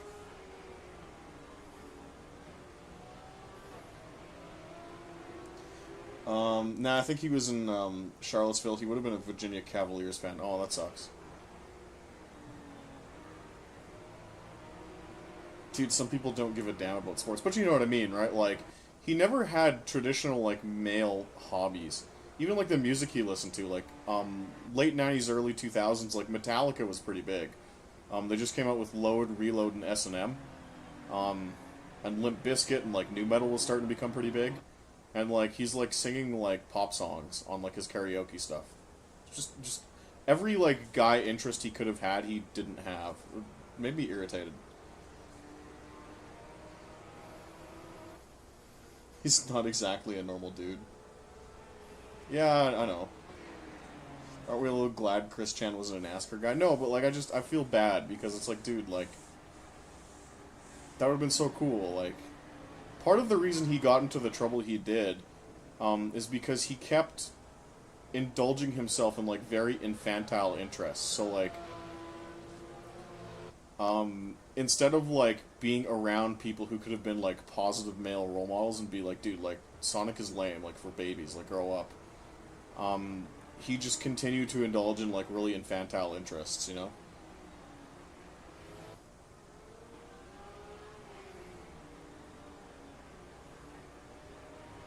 Honestly, I knew someone who was a lot like Christian, but if he got insanely into football instead, and he seemed to be somewhat well adjusted nowadays. That's what I mean, right? The AI look pretty good right now. Yeah, the AI varies from track to track pretty significantly. Mid Ohio, I think they're pretty good, so I do a lot of races here offline.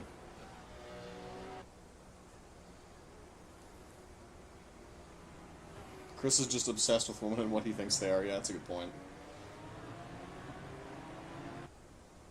He probably got those karaoke games for his gal pals. Do you shoot poop out of your eyes? Nah, I'm good. Yeah, so a couple of people have mentioned this in the chat. Chris Chan and Denny Hamlin indeed went to the same high school together and were, I think they overlapped. Chris is like a little bit older than Denny. So like Chris was a senior when Denny was a freshman. So it's very likely that when Denny was like his first month at school, like one of his friends pointed to Chris in the hallway, and he's like, "Hey, don't talk to that Chris kid. He's really weird." And that's Denny's memory of Chris Chan.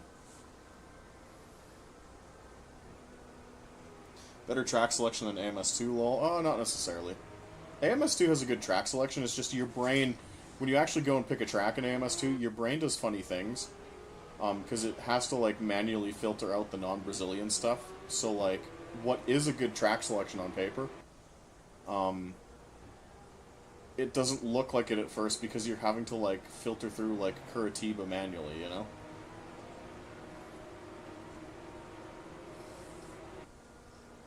The Mid-Ohio IndyCar AI is awful because it breaks randomly everywhere.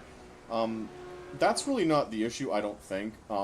Like I mentioned at the start of the broadcast, the AI default setups often don't make use of very obvious setup tweaks that would just make cars faster. So that's why I showed the Group C race at the start. The default setup for all the Group C cars has the engine mapping on like 3 of 5, but you can run 5 out of 5 no problem and it doesn't fuck the engine. So you basically run every race offline with 200 more horsepower than every other AI car. Same thing with IndyCar too. You know, the aero balance is just not where it should be. So like, it's very easy to give yourself tons more straight line speed than the AI cars without sacrificing downforce, or aero grip, I should say.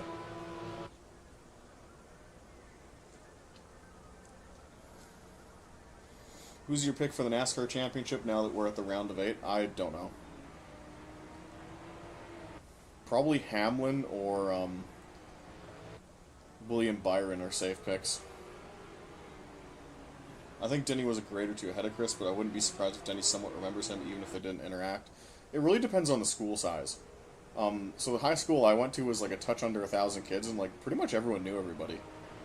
If it was a big metro area school, like that just doesn't happen.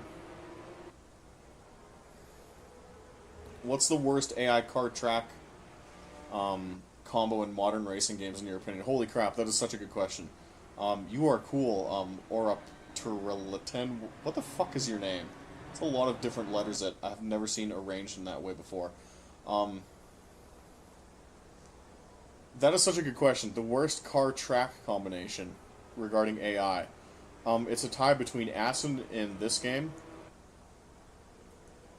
If you run TT Circuit Assen in the IndyCar, I think there's a video of it on my channel. The first corner complex, the AI shoot off into the grass at like top speed. That's not good. So it makes, like, you can't race against them. They literally can't drive the track properly. They go full throttle, full lock into the infield. It's really fucked up when it happens. And then Project Cars 2 Bathurst. If you run any sort of multi-class race or the AI start lapping cars, because the track is so narrow, when a car goes to overtake a lapped car, they'll just smash into the side of the wall. Because I tried, and the reason I found that out, do you guys remember GP Laps did a Nissan ZXT race at Bathurst maybe like a month ago? with, I think it was multi-class, with the GTP class and then the GTO class. So I tried doing that in P cars too. And everyone retired. Uh-oh. What are you doing, Austin? Oh no. Everyone retired because once the GTP cars started to take over the touring cars, or sorry, the GT cars, all the Nissans just started smashing into the wall. That wasn't good. So I'm looking at the standings and I'm like, why am I a minute and a half ahead? And I just see everyone's in the pits repairing damage, and I'm like, oh. So those are the two that come to mind. That was a really good question. Thank you for that.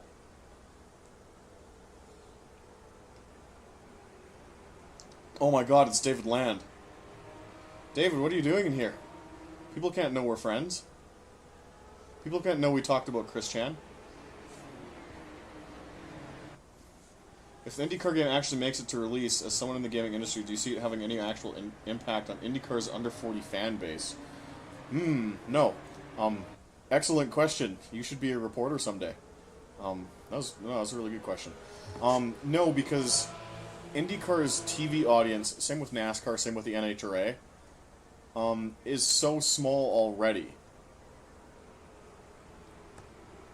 that it's probably not going to have the sales figures anyone anticipates. For example, the reason the EA games for NASCAR were so popular in the early 2000s was because there were like 10 million people watching NASCAR races every weekend. I've looked up that data. It was fucking crazy how many people watched NASCAR from like '01 to '05 or '06. So let's say if EA is able to sell just a copy to 10% of NASCAR's TV audience, you've sold 1 million fucking copies of a NASCAR game. Because there's like 10 to 12 to 24 million people watching the Daytona 500. It is fucking psycho how many people watched NASCAR back then. Numbers that are incomprehensible. So if you, again, typically when you sell a video game to like a sports audience, you're selling it to 10% of the TV audience. So 10 million people watching NASCAR at Dover in 2004, well, you sold 1 million copies. What are IndyCar's TV ratings outside of the Indy 500 now? Like, take a random race like Gateway. 300,000? Just eyeballing it here. What's 10% of 300,000? Congratulations, you have sold 30,000 copies of an IndyCar game. Oops.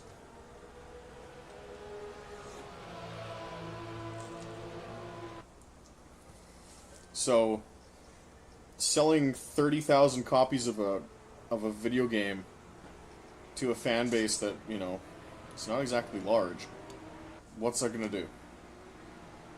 The model people are using now where, like, you know, you can get the IndyCar and iRacing. The IndyCar is on disc content along with a bunch of cars and Project Cars too. That's really not the worst way to go.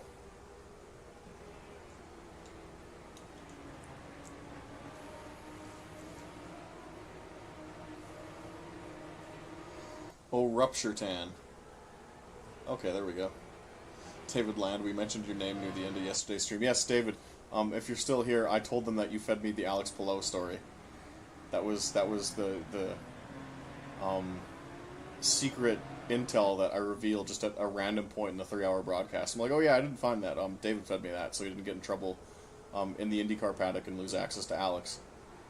And I explained that, like, there's more of that happening than you'd think. Like, even the motorsport game stuff I did not find. I believe it was passed to me by an employee. Guy was using a burner account on Twitter and just fed me everything.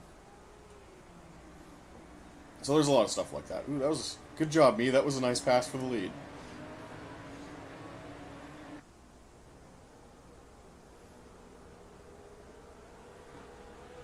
That GP Laps video was on the Campbell GT series iRacing has. It is a niche community, which basically acts as a league, but it's an official series that hang out in a Discord. There's a lot of series in iRacing that act like that. Like the K&N series back when I ran it 10 years ago was like that too.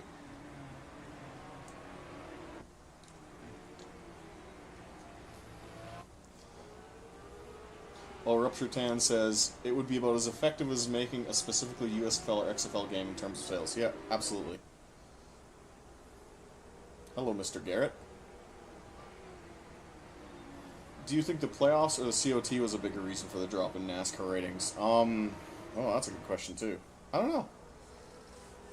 I think it was the COT. That car was just ugly.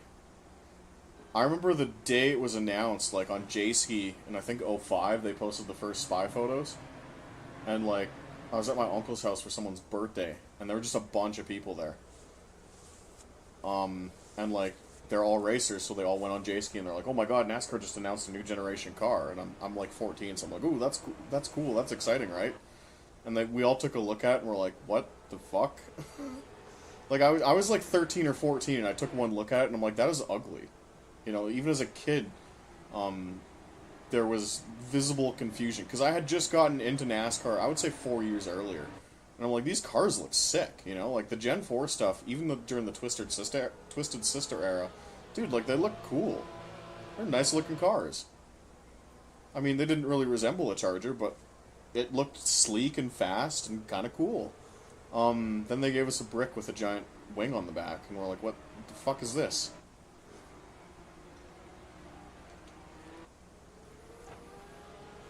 The COT and the musical chairs too. A lot of people don't talk about this, but the musical chairs that happened through '06 and '07 and a little bit of '08 really fucked things up. Because it was like half of the series just shifted. You know, you woke up and it was like, where's Bobby Labonte in the 18 car? Who the fuck is JJ Yaley? And he just didn't pan out. People kind of got accustomed to Johnny Benson in the 10 car. Like, he was a lovable underdog. Who is Scott Riggs? You know? Scott Wimmer didn't pan out in Ward Burton's car. Dale Jr. moving to Hendrick, like, everyone knew Dale Jr. as the guy who drove the number 8 Bud car for his dad's team. Why is he at Hendrick now in this weird green and white Mountain Dew car with like a weird number 88 font on it? Like, isn't the number 88 Dale Jarrett? Like, Dale Jarrett was that car for like 10 years. The musical chairs that happened through '06, '07, and '08, along with the Car of Tomorrow, you basically blinked and you're like, what the fuck happened to my favorite driver and why is this car so ugly?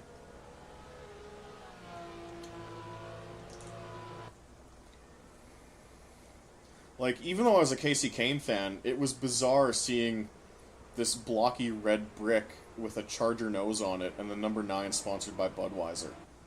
You're like, why is Casey Kane sponsored by Budweiser? Like, that's Dale's sponsor. Casey Kane's not a drinker. Dale's the party guy. There was a lot of shit like that that happened through those '06, '07, '08 seasons. It was just weird. It was like, do you remember how weird it was when we saw Tom Brady play for the Bucks? Imagine half the league did that. Like, imagine you just woke up and it's like, yep, Peyton Manning's on the Saints now. And Reggie Bush is playing for the Houston Texans. Oh, and Andre Johnson, he went to San Francisco. Like, imagine, it was like a fantasy draft just in the middle of the season. Or in the middle of very long-term established sponsors.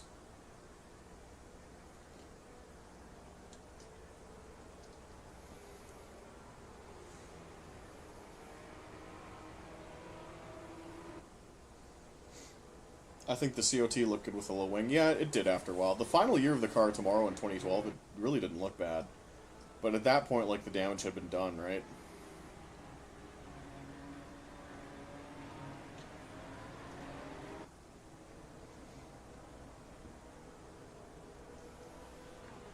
Austin, do you help? I'm trying to change wing config from road wings to oval wings for oval tracks in AMS car mod. How can I change them? I don't know.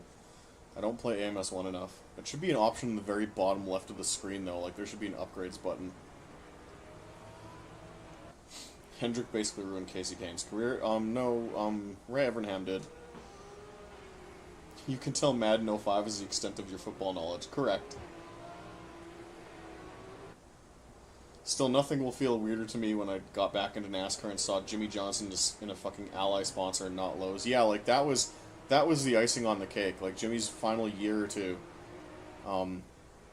Lowe's just pulls out. Like, that was Jimmy's, like, 20-year-long sponsor. Like, what are you doing, guys? What the fuck is Ally Financial? Which, it's just GMAC. They just renamed themselves, but point still stands, right?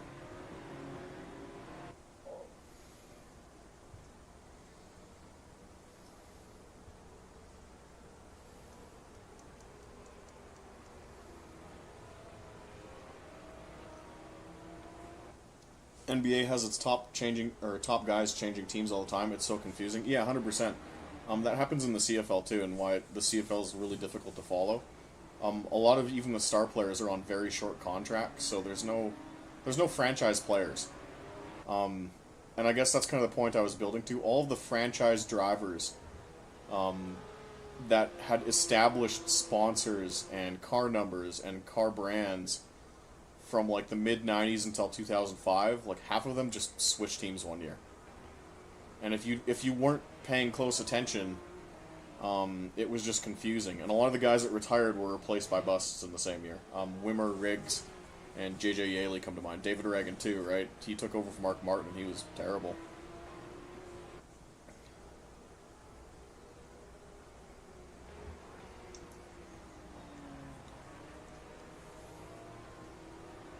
Is Mountain Dew an alcoholic beverage or zero alcohol? I don't get those here in Portugal.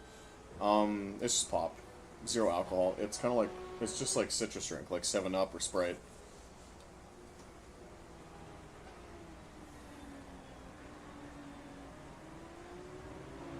Wait, Ally is GMAC? How did I not know? It was basically a Stealth rebrand.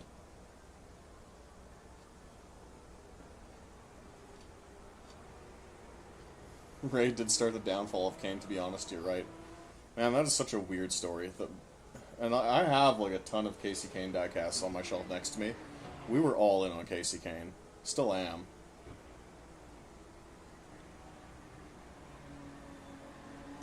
And then it's like, yeah, your team owner is wasting time on this like really young development driver who's not panning out. Oh, they're dating now. Oh, they had a kid together. Oh no. Entry opens in 2 minutes for my next Forza race. Thanks for kicking around, Jonesy. I will live vicariously through you. Tell me how that goes, because I can't play it right now.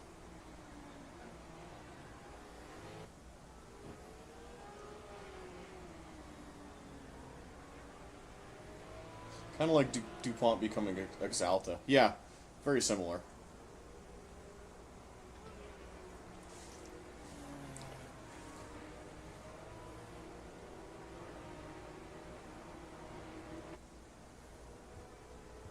So the reason I'm like looking off to the side is because the way my room is set up, like my sim rig is here, and I have a pretty big flat screen TV in the corner that I use as my second PC monitor. So I'm actually watching you guys on my TV, if that makes sense.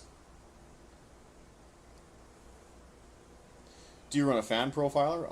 I do.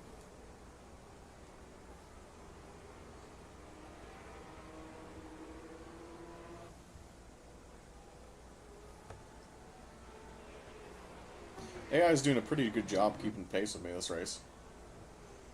That's probably why I ran this race in the first place. I probably did test laps at Mid-Ohio in the game's practice mode, and I'm like, oh, this AI is not stupid. I should do like a full-length event. The multiplayer has been great. Yeah, that's what I gathered from like the handful of races I did before. I was just like, no, this game can't hold steady FPS, and the ground is disappearing on me. Multiplayer to me seemed fine, and I was ready to start like seriously building setups for Forza. And I was considering like a small YouTube return, and uploading semi-regularly like Forza setup tips and stuff like that. Like I was kind of all in on it, and I really wanted the crazy optics of, yeah, he works for a rival to Forza, but he actually loves this shit so much he plays Forza in his spare time. Because that's just how much he loves this industry. I was really sold on this Forza. People don't realize that, and I was heartbroken that the ground terrain doesn't load. What game is this? Can't tell. This is RaceRoom Racing Experience. Miles better than previous titles, the multiplayer? Yeah, I'm so sad that we can't race together. I'd have so much fun racing with you.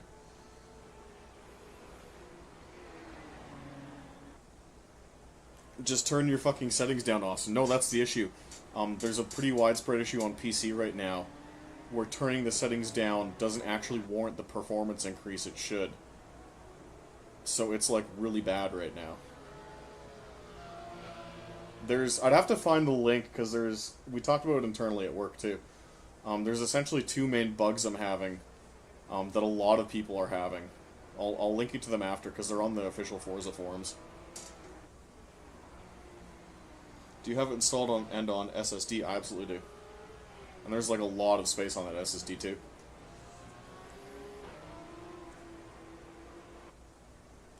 Which drivers haven't you liked through your years as a fan? That is a good question too. I've never been asked that. It's always just like, who is your guy? Which the guys were Casey and Keselowski, and that's pretty much it. I don't really think I hated anyone. Serious. Oh, that's a really good question though.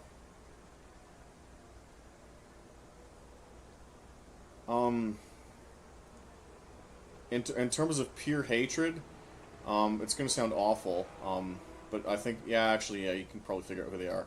Bubba Wallace because of his attitude issues, Danica because it was a marketing stunt gone wrong, and Decker is probably the third one, and Breidinger. Look into that however you may, but like those are the four I don't like. And you can call me sexist if you want, but I've got a Courtney Force diecast on my shelf. Two of them, actually. One's a 1/64 scale car, and then one's the 1/24 of her final ride. Unsubbed. Yep, sorry.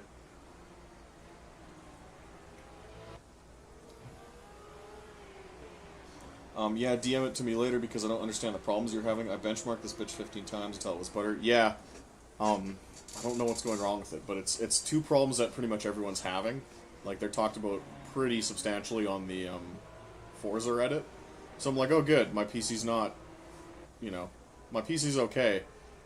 This is just a widespread issue.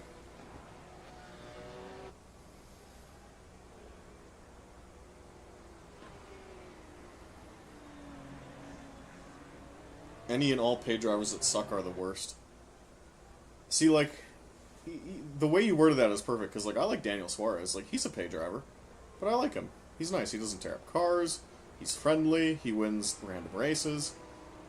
He has, like, cool liveries. He drives for a cool team. I like Suarez. It's when you're there as a marketing stunt that I'm like, why are you here?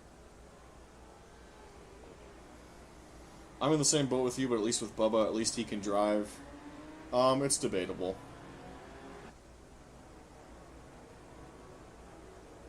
Danica's awful at broadcasting, too. Danica's going to get into trouble.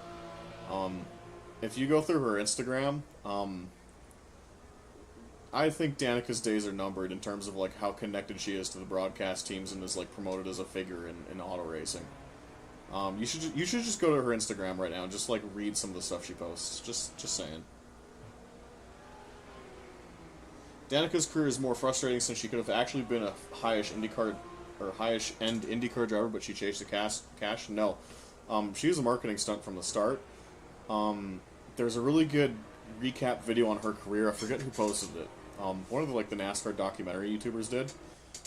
But there's also an interview she did with someone called Graham Bensinger, where he asks her about kind of her upbringing in racing Formula Ford in England and stuff like that. And what she liked about NASCAR versus IndyCar. So she admits she didn't have friends in England. Like, that she was just so miserable to get along with, that, like, when she had to travel back to America for, like, Christmas holidays, she couldn't find a single friend who would, like, let her park her car at her house over the weekend. So she was just miserable to be around. And then she started to talk about how she didn't like IndyCar because everyone was too focused on their jobs, and how, like, people in the paddock would brag about, oh, I did this many laps on the simulator, I worked out this much over the weekend, and Danica's like, that's so lame, man. No, it's not. You're paid millions to drive a race car. Like, go to the fucking gym. You know.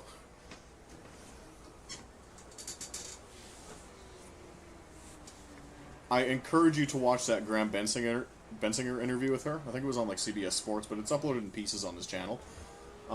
She is not pleasant to listen to, and you can immediately see why she didn't pan out. Like, you talk to her for 30 minutes in, like, that setting.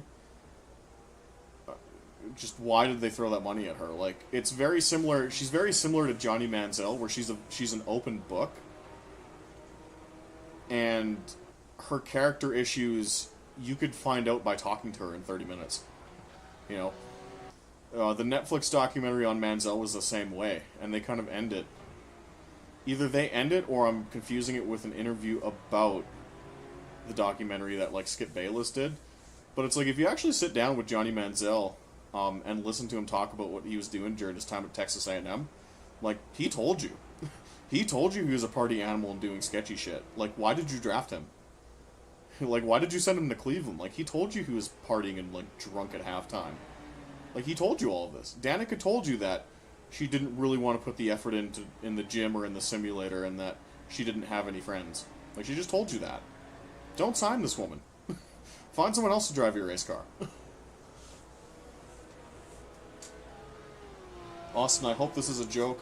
This had better be a joke, because if it's not, I'm going to be so insanely sad. What about Danica? Yeah, I'll send you the links on Facebook, just remind me. It's an open book interview she did with Graham Bensinger. Around the time she was dating Aaron Rodgers, so 2019 or 2020, like, maybe in the midst of COVID. Trying to think of when it was uploaded. Yeah. She was given millions to run as, like, GoDaddy's marketing project. Basically a big marketing stunt, and she just went and straight up told a reporter that she didn't want to put the hours in to be a race car driver and that she had no friends. Why would you sign her? Did you do a Jacoby update? I did. He's on house arrest, that's about it. Raja Karuth is my second favorite Truck Series driver because he watched my channel when he was a kid. That's cool. Stories like that are cool. Raja's good shit from what I've heard.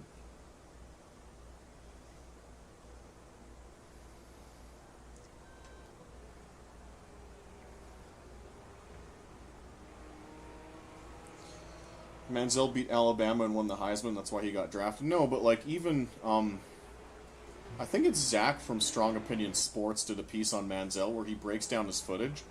And, like, even when Manziel was winning college games, he didn't actually know how to read a defense or know what the fuck he was doing. He just sort of scrambled around and had Mike Evans to throw to, who ended up winning a Super Bowl. And you're playing, in college, you're playing against, like, you know, two of the kids on the defense might make the NFL, but, like, at the end of the day, you're playing college kids. Even against really good teams, you're just playing against really good college kids. You know, they're going to fuck up, they're going to miss their assignment, they're not going to be putting the amount of effort into their craft that a 10-year NFL veteran will on a losing team, you know? So Manziel ran around, threw to Mike Evans, fluked into a couple big wins. And basically should have ended there, but no one really did due diligence on him the way that no one really did due diligence on Danica.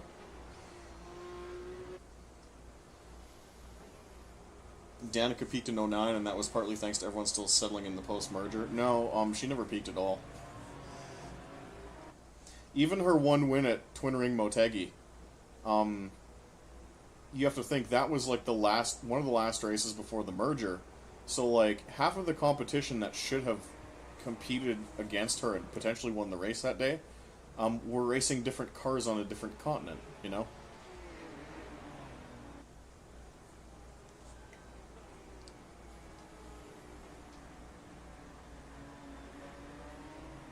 As a lifelong Stewart fan, it pained me to see him give her a seat. Yeah, I know.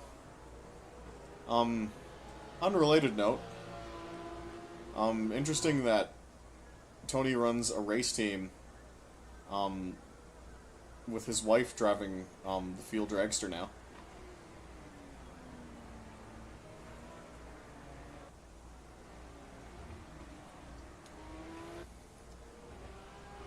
Just kind of, I'll just let that resonate. Manziel played real-life football the same way shitty 12-year-olds play Madden. Yeah, that's exactly what happened, and he just lucked into a few wins. And people misinterpreted that as raw talent. Ooh, that was a dirty move against the bot. I'm mean. If y'all ever get bored, watch Stadium Super Trucks. Yeah. Weren't a lot of the cars at the Motegi race having major tech issues towards the end of the race, and she went it off fuel? Yeah, not tech issues, but just she wasn't driving quick enough, so she burned, like, fractionally less fuel all race.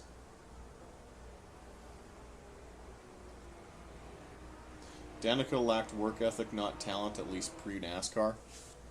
Um, Basically. Evernham 2.0, but not near as bad. Yeah, you could almost say, like, as a fan just watching it play out, Tony and Ray Evernham are kind of cut from the same cloth. It is what it is, though. Once you understand that more of the world works like that than you realize, it's just one of those bitter pills you have to swallow and be like, yep, I guess that's a thing.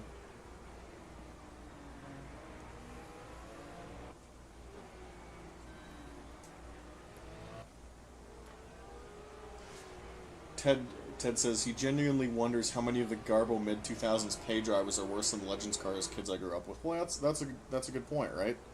Like, a lot of people in pro ranks of racing are not there because they rose up the ladder like it's a video game, you know? Racing's not a meritocracy. It's, do you have money? Sure. Okay, you can play in Porsche Cup now. Do you have more money? Cool, you can run GT3s, you know? That's racing.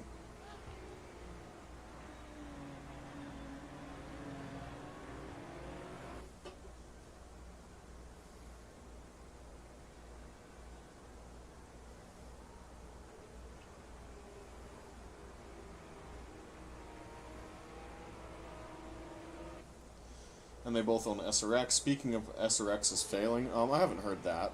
Usually they just kind of, I thought they just kind of go and, like, become dormant during the off season because, like, the series only exists for, like, 6 weeks. So, like, you don't need to keep the lights on or, like, pay people or pay employees in December. They probably get back to the shop, they fix all the cars for next season, and then they lock the door to the warehouse or whatever and fuck off and don't come back for 8 months. I would.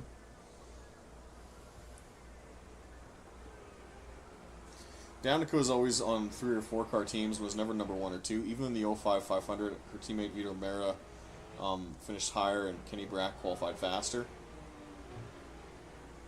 Well, again, at least those team owners had a clue, right? They probably talked to her and saw the same stuff in that Graham Bensinger interview, where they're like, this is a giant publicity stunt. This girl really is not serious.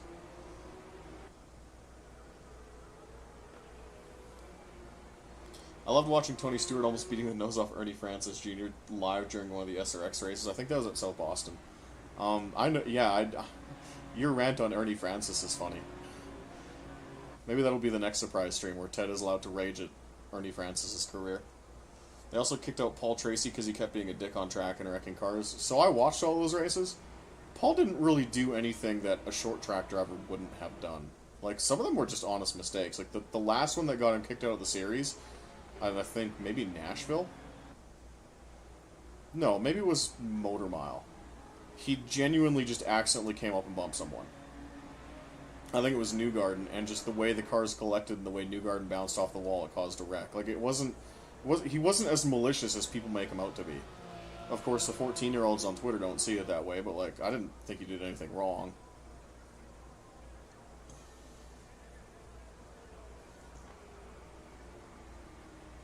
Speaking of Evernham, do you think Mayfield had any wins left in him if he didn't piss off Ray and kept his ride? Maybe one. Mayfield's a sad story.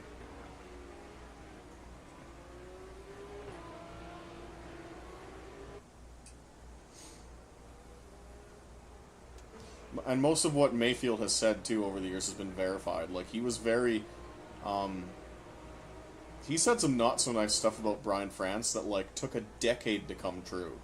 Like, very few people are able to call shots like that. And even the really wild story he told on the Dale Jr. download regarding, oh, you know, the cops set me up and planted evidence and arrested me for drug possession when I didn't have any drugs on me. Like, that story sounds insane. But when you actually go and look into it, I was able to find, I did a small video on this, I was able to find a news article where that was actually happening in his county, and the cops got busted doing that, and a couple of the victims, you know, guys that were wrongly arrested, I'm pretty sure sued. Like, that was for sure a thing. Mayfield, I think, as time goes on, even like 10 years from now, I could see, like, once everyone's kind of over the hill, even more of the story coming out, and it's kind of like in the final years of his life kind of thing, because he's getting old now.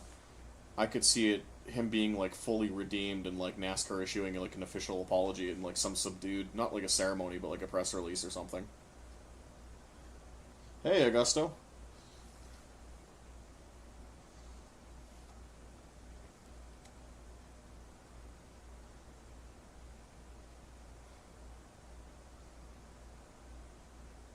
So, just before we take off for the night, I'll let you guys go to bed. It is kind of late. I will show you all of the RaceRoom servers up right now. There are 5 of them. 6 of them. That's somewhat free content. That's somewhat free content. There are 20 people playing this game online.